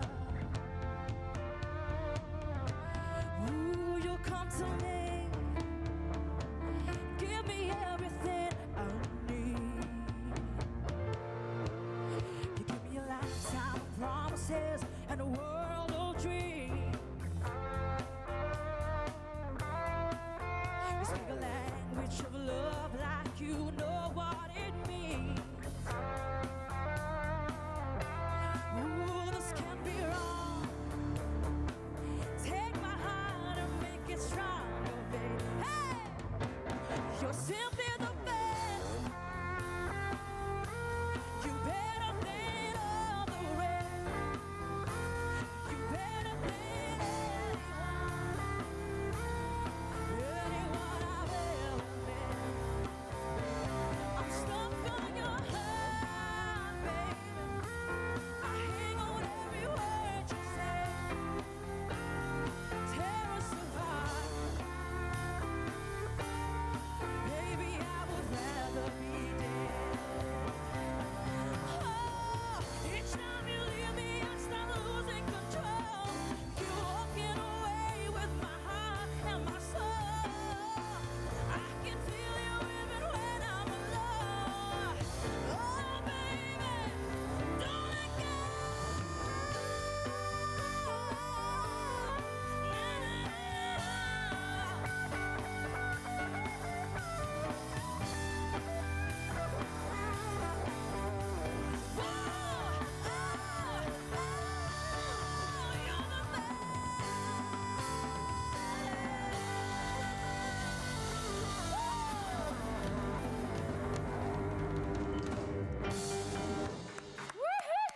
Outstanding. Yeah. Yes. Yeah. That's what it's about, people. Let's stand. Stop. Please take a bow, actually, because that was phenomenal stuff indeed. Oh, we just loved it. Bow. Oi. It's amazing. Look, I must just say that this entire band has been exceptional. Leicester, it was Aiden. Yes, we had Jez and Tony. as The well as band Tony. was great. Yeah, and of course, the rest of this performance has been. Let's do another one, man. We want more. Do we have time for One more. Can we All right, squeeze in one more? Encore. Let's do it. Oh, what a morning.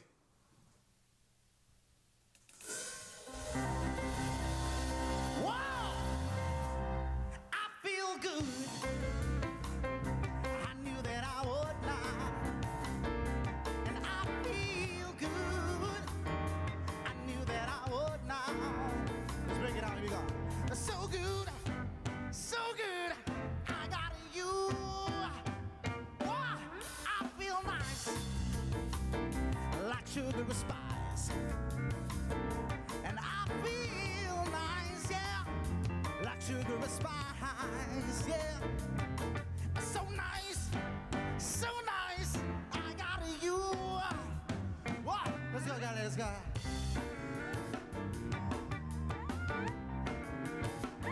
Whoa, and I hold you in my arms. The love can do me no wrong.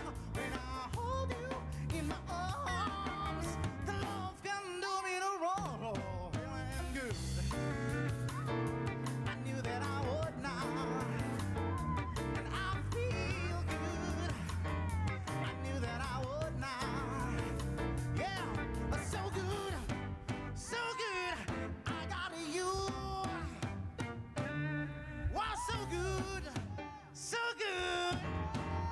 Here's to all those glorious, sweet and savory once-a-year recipes and family memories that makes the season so festive. Made with love by Clover.